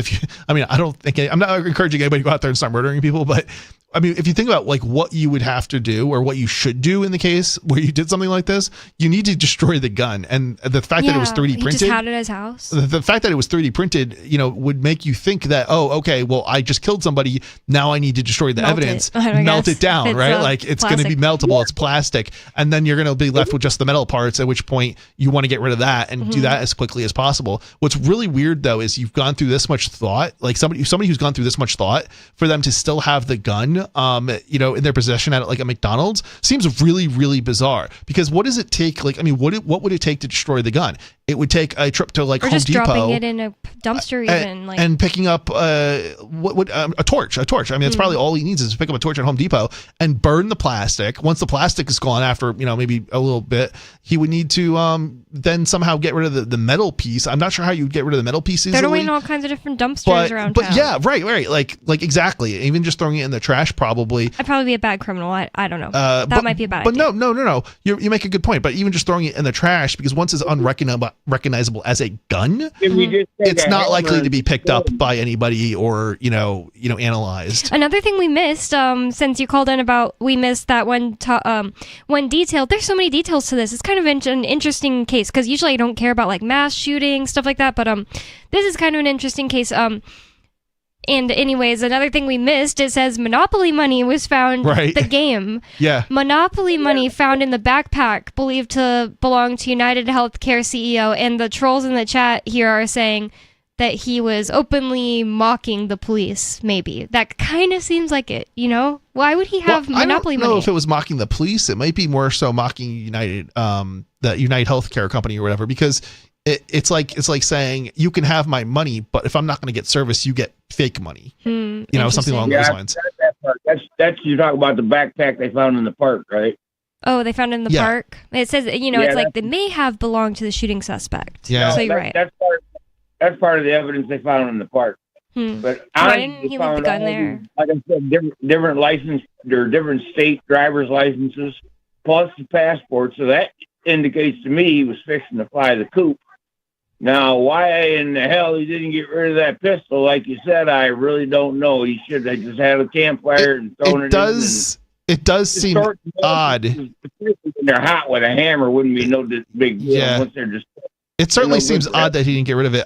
You know what else is kind of seems odd? Like if you go through this much thought, in getting rid of this stuff, it's like you would think you would understand that you need to minimize the evidence against you, which means you probably wouldn't be doing things like inscribing messages on the casing or, having Monopoly money in a backpack. And he's only 26. Like you would think that he would have killed himself if he was going to. If he did this, I think if somebody was, I think the problem here is that like he actually was of somewhat sound mind, as opposed to somebody who has kind of lost it and then gone out and done something after being backed into a corner and then not knowing how to get out. He did this. I don't know. It seems like he did this more for principled reasons. Like it wasn't some terribly ill thought. I mean. In some respects, it probably was ill thought. But the first thing I thought was, you're going to Beijing, America. The most cameras I can think of are probably in America, in New York City. Yeah, but again, this is why he was very careful about making sure he had a face covering the entire time from the time he entered, and he was there. But there are face coverings that cover even more. Yeah, but you have his eyebrows. There's a risk analysis you got to do if you're going to be doing something like this. In that, if you cover up too much, let's say he put glasses on, middle of the night. And he put a face mask on, that's going to stand out. But it's New the face York mask on the itself sidewalk. isn't going to stand out. At least not now after COVID. As far as the Monopoly money and the casings going, I think that was a taunt. I don't know. Maybe he just got done watching the Joker or something. Is that part of the Joker, or are you making a? I don't know. I haven't seen the movie, but I'm just thinking that's something a criminal, crazy person might throw into the script. It is. It does sound like it. That's why the first thing I thought of was he's like mocking the police, mocking maybe even just the healthcare industry, like you're saying. I think that was more targeted at the healthcare industry than anything. Yeah. But, if this is his backpack. I think so too. Another thing I have to say about the shooter. I saw a picture of somebody kind of zoomed in on his eyebrows in the masked CCTV type of video, and he has plenty of space in between his eyebrows, like plenty of space. And that was supposed to be so Tuesday and then a couple days before Tuesday, so like maybe a whole week and a whole day ago. And then the picture of him arrested today, his eyebrows completely connect, like he has a unibrow. Those are different eyebrows. And yes, some people of certain races, even in like males, they'll grow eyebrow hair faster than women, but that seems unbelievable, that amount of hair. It was like 2 inches of hair. In a matter of days. Yeah. That sounds like they got the wrong person. You it sounds need to like see these pictures. I saw them on They may be Twitter. fabricating well, remember before when I was saying, no, I didn't know this, but this seems to suggest what I was saying earlier is there is there's a very big incentive for law enforcement to find, especially when it comes to very public cases like this, to find somebody to charge anyone. Right. It doesn't matter whether it's the person who actually committed the crime. And they look like they're doing their job. Right, because their goal is to make it look like that you're getting money for your value effectively. They're providing a service, when in reality, they're just prosecuting innocent people. And that's dangerous, but that's unfortunately what the case is in most trials, or we don't even have trials in most cases. This is the thing people don't understand. Most cases, especially at like the federal level, it's something like 97% of people plead guilty after being coerced to do so. And even of those, it's something like 70% that take it to trial. So like something like 70% get found guilty. So like this idea, we have this idea, we have like this fair justice system. And the reality is we don't. We have a very messed up system where we're basically, it's no better than what would you call it, like mob justice. It's basically no better than mob justice. They put a $50,000 bounty on his head. The insurance company did. They offered a price for him. Yeah. So who knows if that kid from McDonald's would have even called in if there hadn't been a reward poster on him, Yeah. I've never heard any murderer other than him lately that's had a price on their head.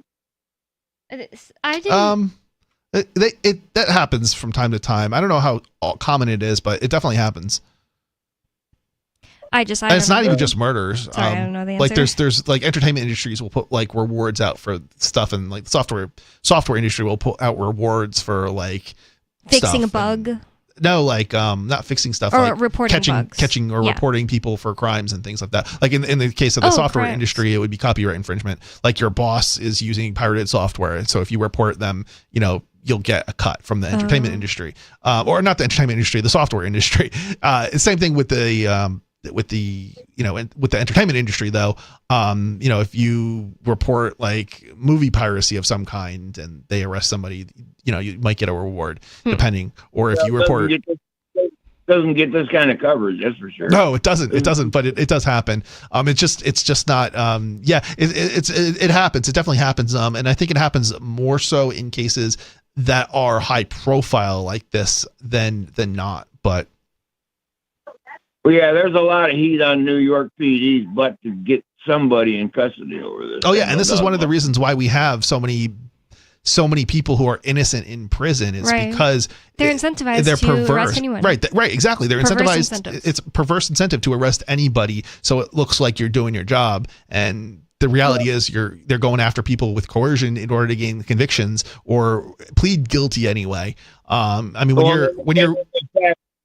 They got to pass so many laws in order to justify their existence. They criminalize the populace. Yeah. Think of it this way. If you're facing spending the rest of your life in prison or maybe even death, right? Chances are you're going to take a plea deal, because the plea deal is going to mean you're not going to be put to death, and maybe you'll get out in 40 years or something like that, maybe before you die. Most people are going to take that than risk being put to death, and that's just ultimately. That's why the average conviction rate is way over 95%. I think the federal rate is 98 or 99 something. No, it's so if you take it to trial, it's like 70% at the federal level, and it's 97% for pleading guilty. They're really good at basically coercing people into pleading guilty for crimes they may or may not have committed. Well, they present the case. I mean, we're going to press all these other fuzzy charges on you if you don't take the plea. You're going to be facing 20 years instead of we're offering you 6 months and 2 years with a rope around your neck, probation. Yeah, but I think in the case for like Ian, actually at one point they were threatening him with basically a life sentence. And it wasn't. Now Ian knew this is in the Crypto 6 case, but he knew that he wouldn't actually end up with a life sentence more than likely. But the point is most people don't know that, and they're not told that by their lawyers. In practice, he still probably, like, there was a good chance he could have gotten 20 years.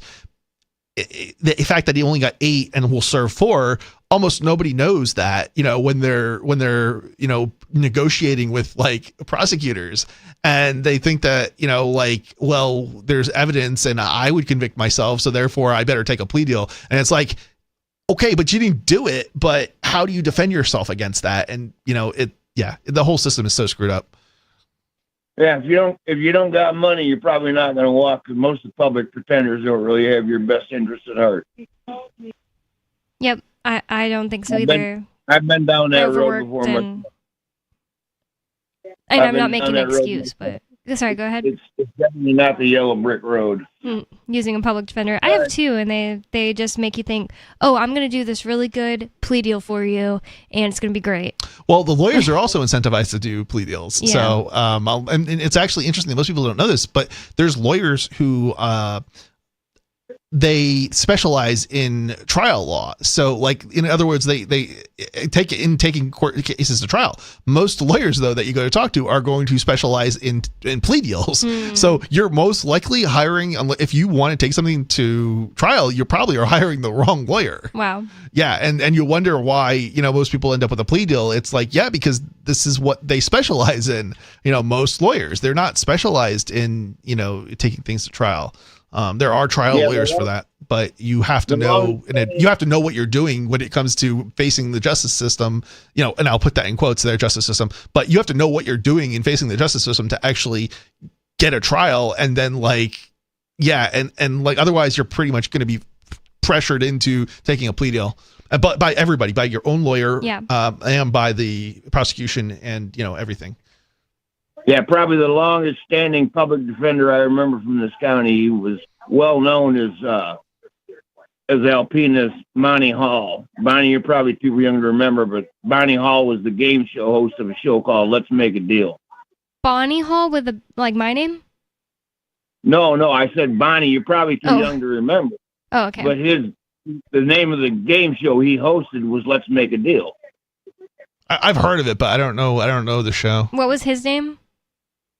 Monty Hall. Monty with an M? Monty. Oh, Monty. Sorry. Okay. Maybe almost. Yeah. Yeah, I was just hearing my name over and over. Yeah.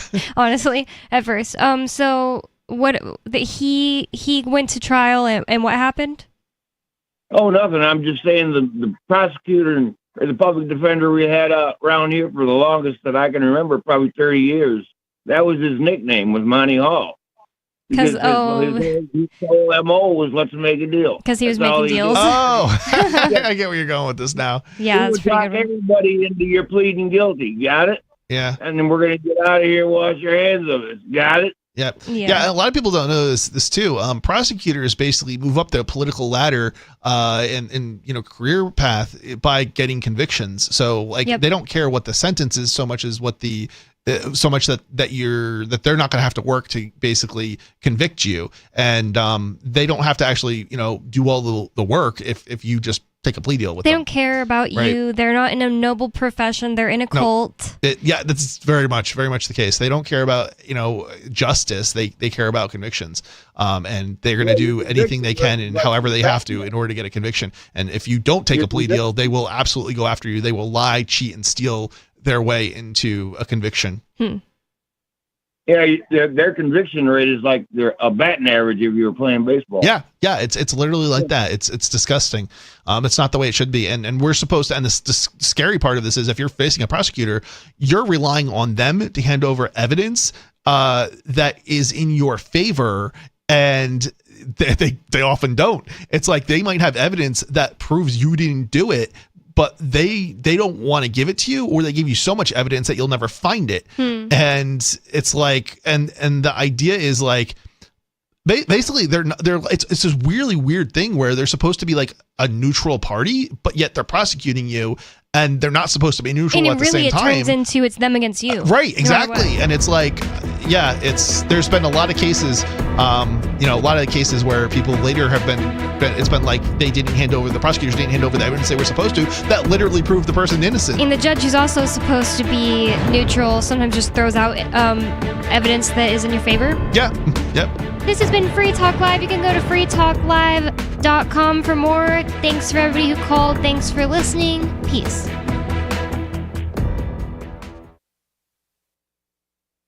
Some of you have wanted to support Free Talk Live's mission on a monthly basis, but don't want to support Patreon. Now we have an alternative that also helps our premier streaming platform, Odyssey. Visit video.freetalklive.com and click Join at the top of the channel. You can subscribe for $5 per month, and unlike other subscription services, Odyssey adds their processing fee on top, so it'll cost a little over $5 per month, but Free Talk Live will receive the entire amount you pledged. Higher donation tiers are available if you're feeling so inspired. You'll get a special membership badge that's visible in the Odyssey chat room, and if we get